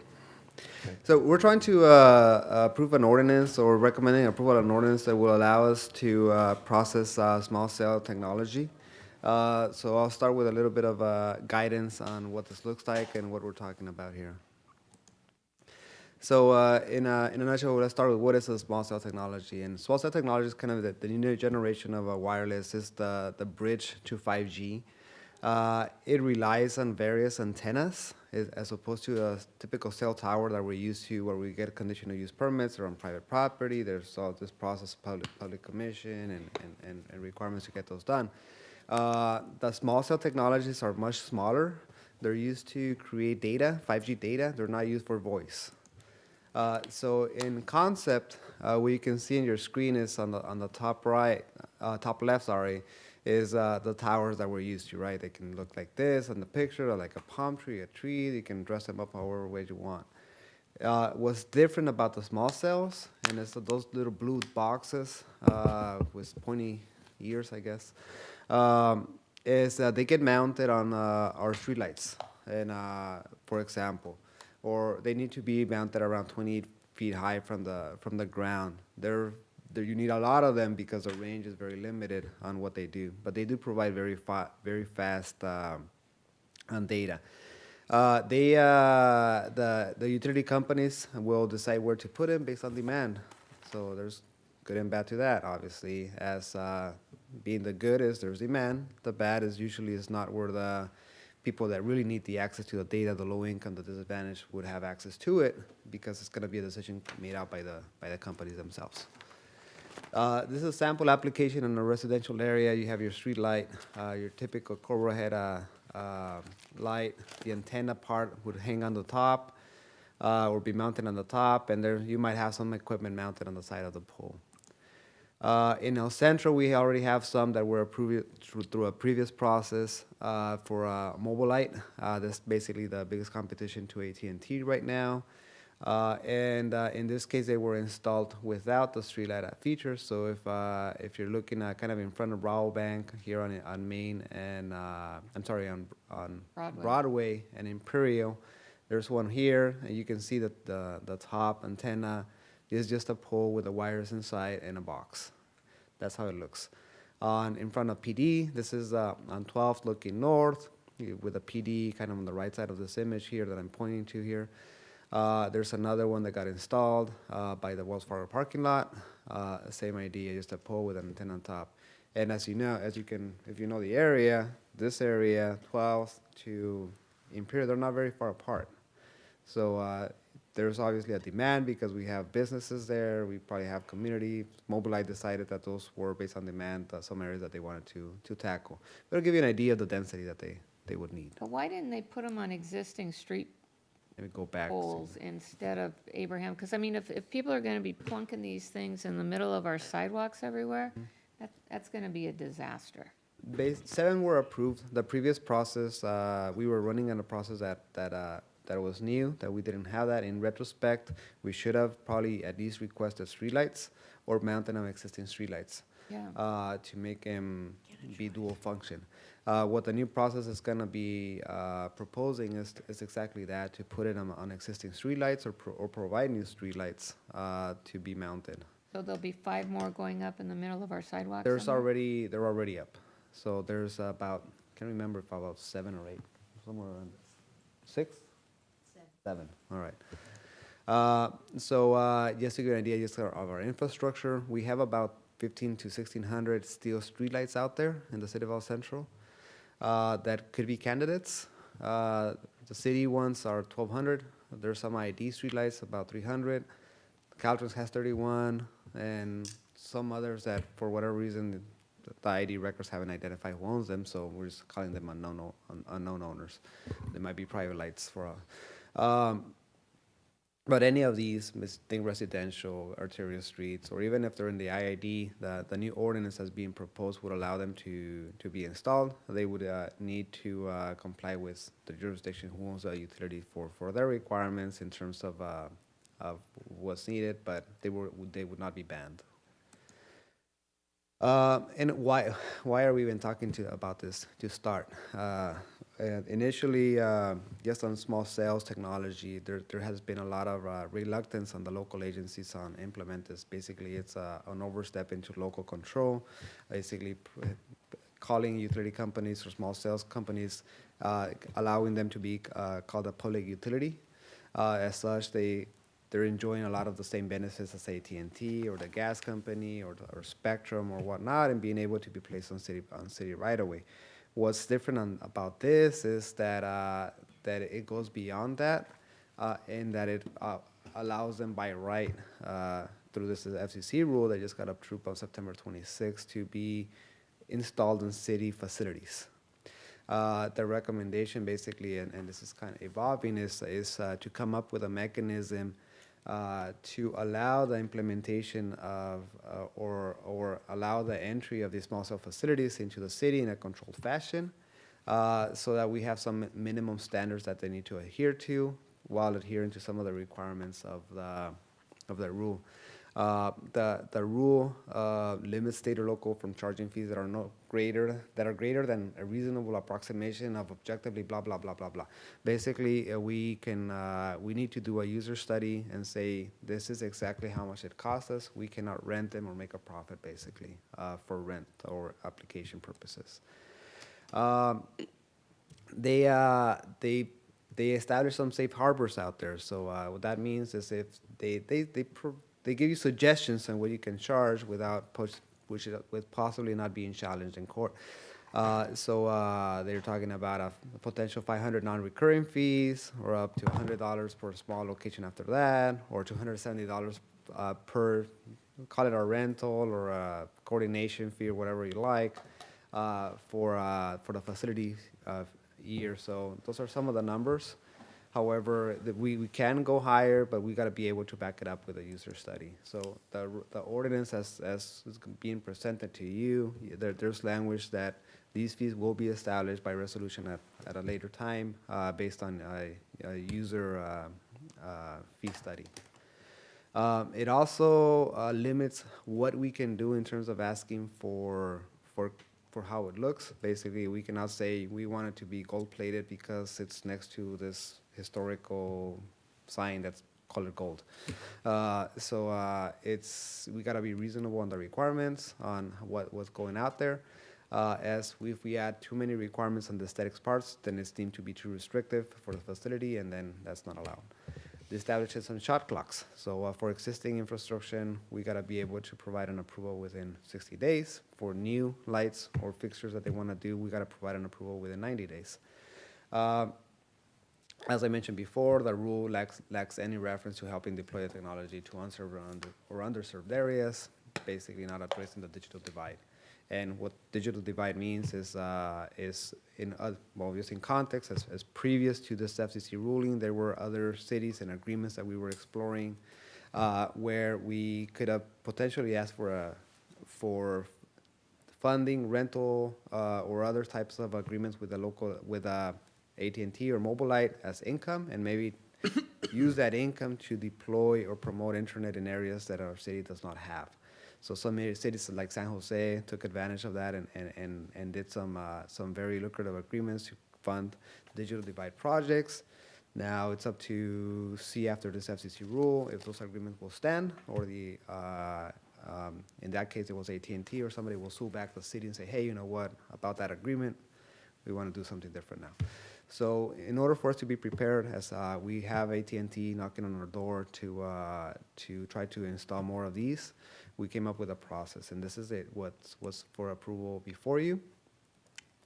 Right now, we're proposing to modify the city ordinance to allow the application of these facilities to occur through an encroachment permit application. Given that all the facilities are occurring on our sidewalks or our city streets, we want to define that the process to get a permit is through an encroachment permit application, and if you do so, these are the requirements.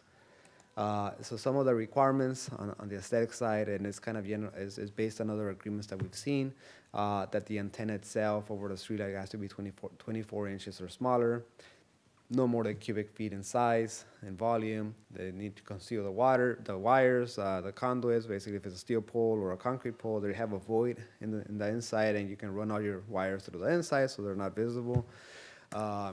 If they have pole-mounted equipment, it cannot be more than 7 cubic feet. It's kind of, if you can go back to reference to the pictures that I sent you, that's more or less the size.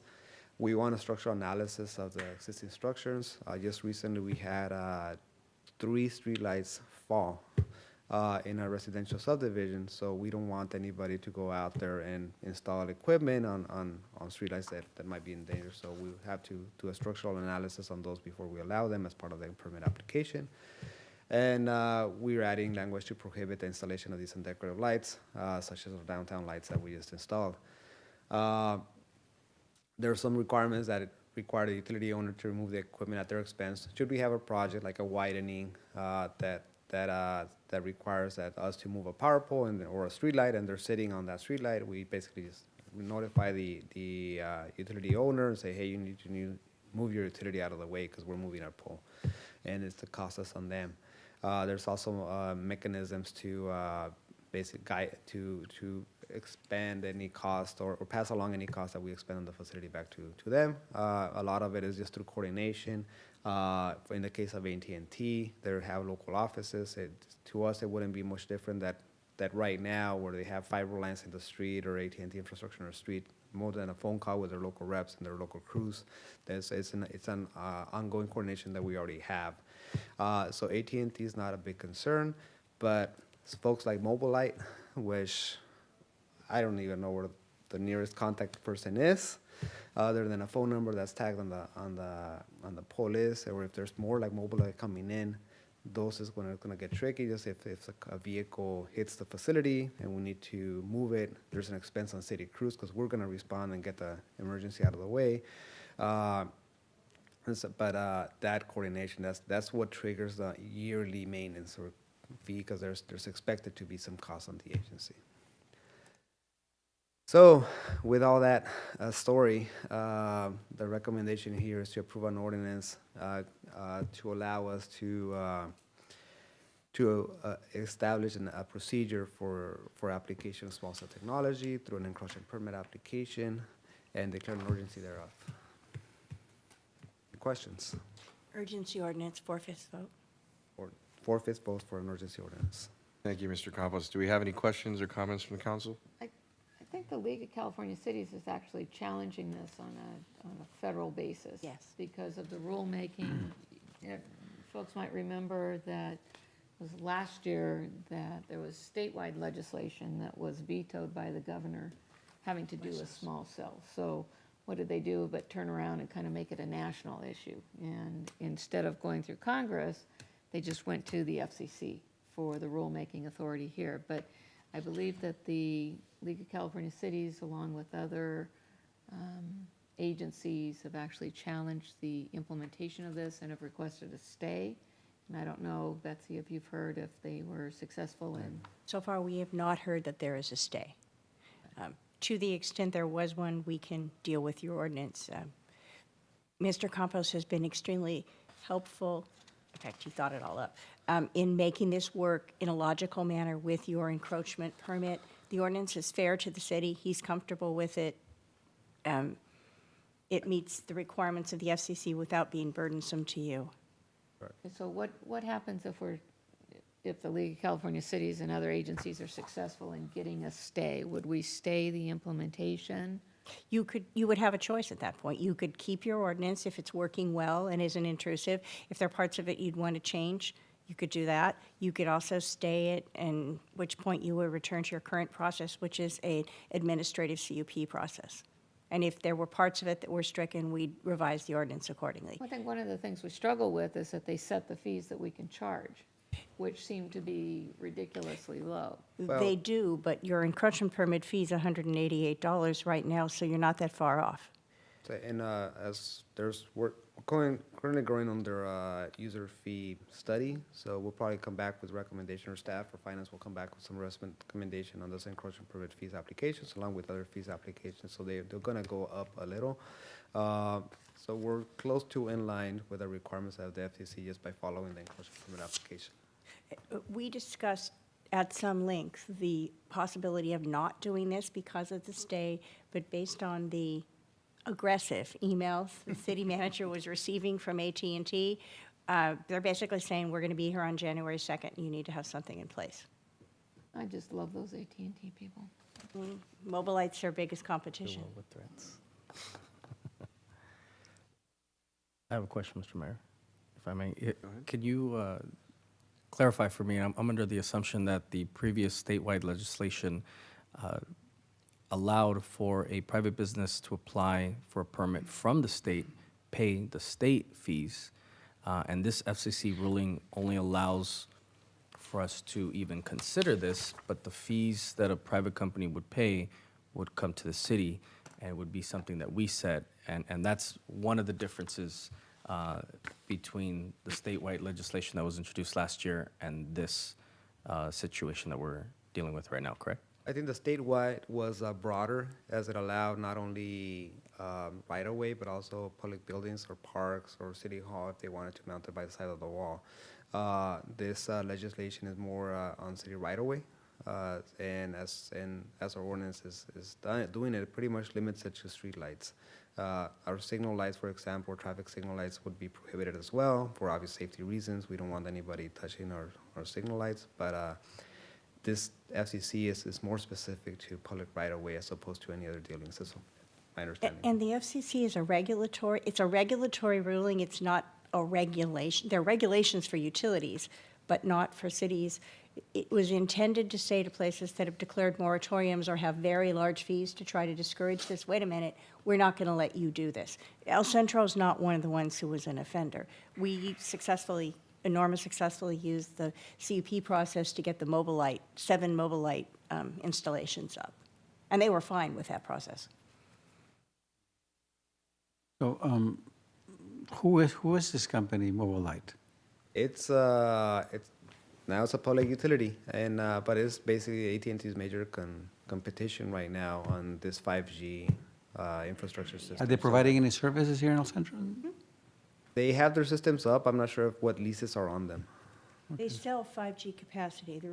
They Like, sell they're it. like Oh, they're a Tower, vendor. like TowerCo, who went around putting up towers and leasing space? Mobile Okay. Light markets their 5G They're going to lease capacity. it to Verizon and Yes. AT&T. Verizon, Yes, Sprint. exactly. I mean, they even mentioned self-driving cars.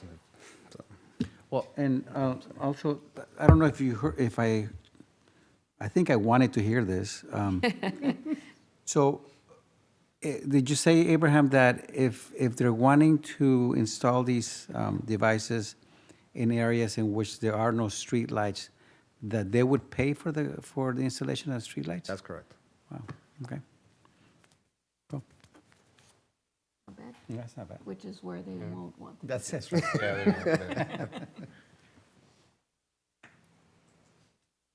Okay, so do we have a motion? We have a motion by Councilmember Silva, a second by Councilmember Villegas Walker, It's a reluctant second, because I don't think we have any choice. and this is to adopt ordinance number 18 13? 13? 18-13. An ordinance of the City Council of the City of El Centro, adding Chapter 23, Article 1, Division 1, Sections 23-10 through 23-14, to provide for small wireless facilities collocated in the public right-of-way and declaring the urgency thereof. Taking a vote.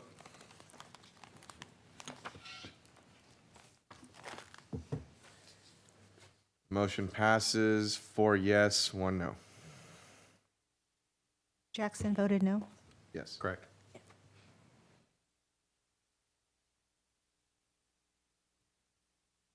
Moving on to item number 13, discussing ordinance, Chapter 27, taxi cabs to comply with AB 1069 and AB 939, presented by our city attorney. I'm not sure why I'm presenting this. Marcella and Mr. Romero and Abraham were all involved in this, but let me tell you quickly what this does, and we talked about this earlier when you were talking about taxi cab rates. The state of California has made several sets of changes to regulations for taxi cabs. Many of them are in the nature of no discrimination, ADA compliant training for drivers, drug and alcohol testing, drug and alcohol education. The most significant one from the point of view of your companies is that in an effort to create a more level playing field with Uber and Lyft, a taxi cab is now required to have a permit only in one jurisdiction, and that's the jurisdiction where it is substantially located. You have 9 companies that are substantially located in El Centro. Their major competitors are the 2 in Calexico. And we did have a meeting with all of the companies except the 2 from Calexico. Very well received, conducted very competently by everyone in English and Spanish. And they had a lot of comments. They were comfortable with the regulations. Many of the bigger ones, insurers already are requiring what the regulations require. The most interesting part for them was the fact they would only have to have one permit because they have had trouble even going to pick up a fare who calls them in Calexico. So as a result of that, there's a further meeting scheduled with them, and the city manager has reached out to the city managers, and I've reached out to the city attorneys in Imperial and Calexico saying, what are you going to do about this? Because this is going to change the way people are allowed to come in and out of our cities. And I haven't had a response. Well, you did have a response from David Dale, didn't you? Yes. Saying, yes, they knew, send us, and we sent them our ordinance. So we hope to have a discussion about that. The other issue you requested that we discussed was taxi meters. And that got a lot of comment, and there was a very divided group about, do you even want to have meters? The newer, smaller operators want meters. The other ones like it the way it is. They could not agree. Everyone agreed to proceed with the ordinance now because they're very interested in the jurisdictional issues. And again, for a further meeting to discuss at least the possibility of having both metering and flat rates.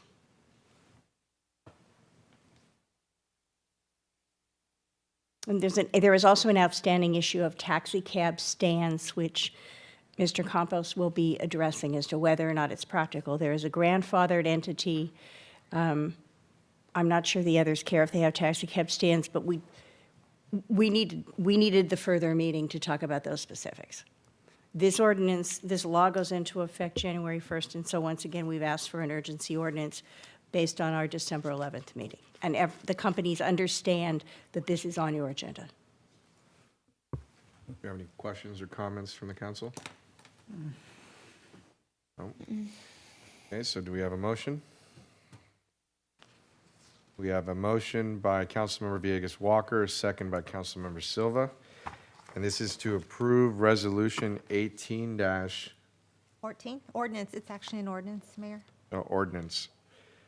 To approve Ordinance 18-14. An ordinance of the City Council of the City of El Centro repealing in its entirety and readopting Chapter 27, Article 3 regarding taxi cabs to comply with the provisions of state law and declaring the urgency thereof. Taking a vote. And the ordinance is approved by a vote of 5-0.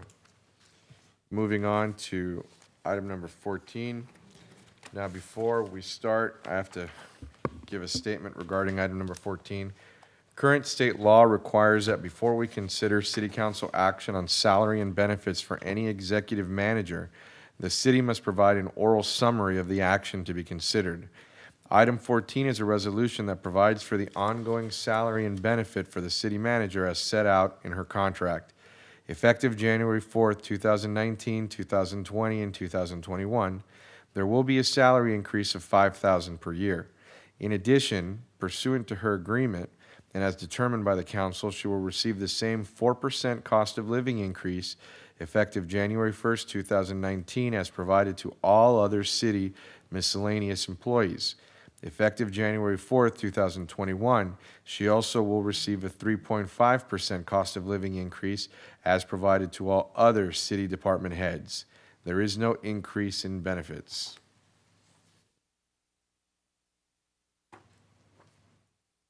So this is item number 14, the employment contract for a city manager, presented by Terry Brownlee.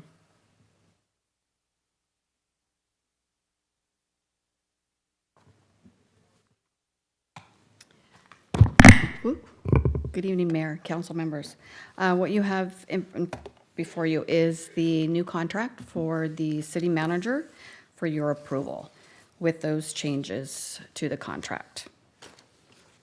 We have a motion by Councilmember Jackson, a second by Councilmember Silva, and we'll take our vote.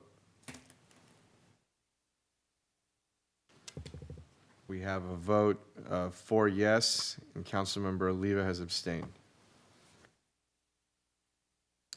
So I think it's probably appropriate at this time just to mention that in January then, we should probably have an item on the closed session agenda to establish a panel to do the evaluation for the city manager and to set the goals and objectives, because remember her start date is a little bit off, so we can review goals and objectives. That's correct. I think that would be appropriate as well. Do you want the evaluation sent to you prior to that from what was used last time? Do we want to talk about the same process, or do we want to use the same form that we used for the last go-round? I think we've been using that for the last few years. It seems to be I working out. revised the last one. So if you were happy with the last one, we did. Okay? Okay, moving on. We don't have any legislative action. There's no business scheduled for the successor agency to the redevelopment agency. The successor housing agency has no business scheduled. Now's the time for public comments. We don't have any slips. Task force reports? We do have a Community Enhancement Task Force meeting tomorrow, so there'll be lots of good stuff coming out of that. I did have a question for our finance group, or maybe city manager, and if you could send this out in an email, it's fine, don't spend a lot of time on it, but if the federal government does shut down on Friday, will there be impacts, if any, to the city's revenues or grant funding or anything else? And is there a sustained outlook as to if there would be any modifications that we would have to take in response to that?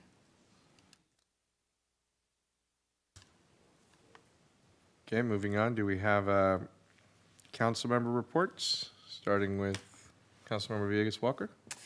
No, that was it. That was it. Good. Mayor Pro Tem Silva? Thank you, Mr. Mayor. Just want to say that I attended the employee luncheon. That was really well done. Everybody that was there, it was really nice, to recognize our city staff, and we all say it and have said it before, that the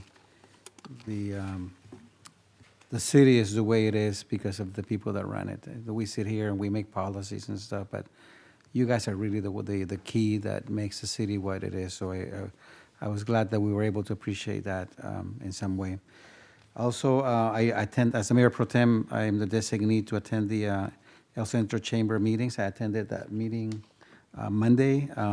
Homelessness was, again, something that was in their mind, and they expressed a sentiment that the chamber as an organization is willing to do and partner with the city in any way possible to try to find mitigation for that problem. So I'm just bringing that along. It was announced there at the chamber meeting that whether there's a shutdown at the federal government or not, that will not affect the operation of the NAF facility this year. Their funding is secure through next year. So among other things, the air show is not going to be impacted. I believe, I'm going off of memory, but I believe that the Blue Angels are scheduled to arrive at NAF on January the 4th, I think it is. Yeah, cool. And also the Air Show Gala, which is a very nice event, is scheduled for February 9th. And this year, because of assurances that it'll be held back at the Navy facility. Right. Yeah. Wonderful. Councilmember Oliva? Yes, I have to remind myself from time to time that as I report here, I have to remember which meetings I arrive as a council member and which one I arrive as a federal official. So I will say that in the last week, the two meetings that I did assist as a council member was the meeting with the Air Pollution Control District. They have monthly meetings, meeting with stakeholders of the environmental justice groups, and their job is to create a plan for air monitoring and to advocate for air quality so that they could better advocate to the state level, receive funds, and they are currently discussing measures of success, different pathways by which they can educate the public on the quality of the air on any particular day. And so the Air Pollution Control District is doing, I think, a great job at posting on their social media sites the air quality rating of that day so that people can see that on time to time. So I also was present for the employee appreciation lunch, and I thought it was very nice to meet all the city staff at one time. And lastly, I just want to say for my colleagues and everyone listening out there, happy holidays and happy New Year. Councilmember Jackson? Yeah, first off, congratulations on completing your first meeting as mayor. Obviously, we all attended the reorg and where we put you in place, and Mr. Silva as a pro tem. Looking forward to a great year. Also attend the employee awards luncheon, always a great time to recognize our employees and the staff that puts on and does all the heavy lifting to put on that event. And because I'm just a proud dad, my little girl turned 1 on Friday. Wow. So, that's all I got. I had the great honor of attending the staff luncheon. It was a wonderful event. Everybody was very enthusiastic. The costumes were great. I think everybody had a lot of fun. A lot of raffle prizes there. It was great to have everybody together. It was great to see everybody just having a great time, and it was, again, it was an honor to recognize everyone, seeing as you guys are the glue that hold this city together. And it was just a wonderful event, and I hope everybody has a wonderful holiday season. And with that, I would like to close my first meeting. Yay.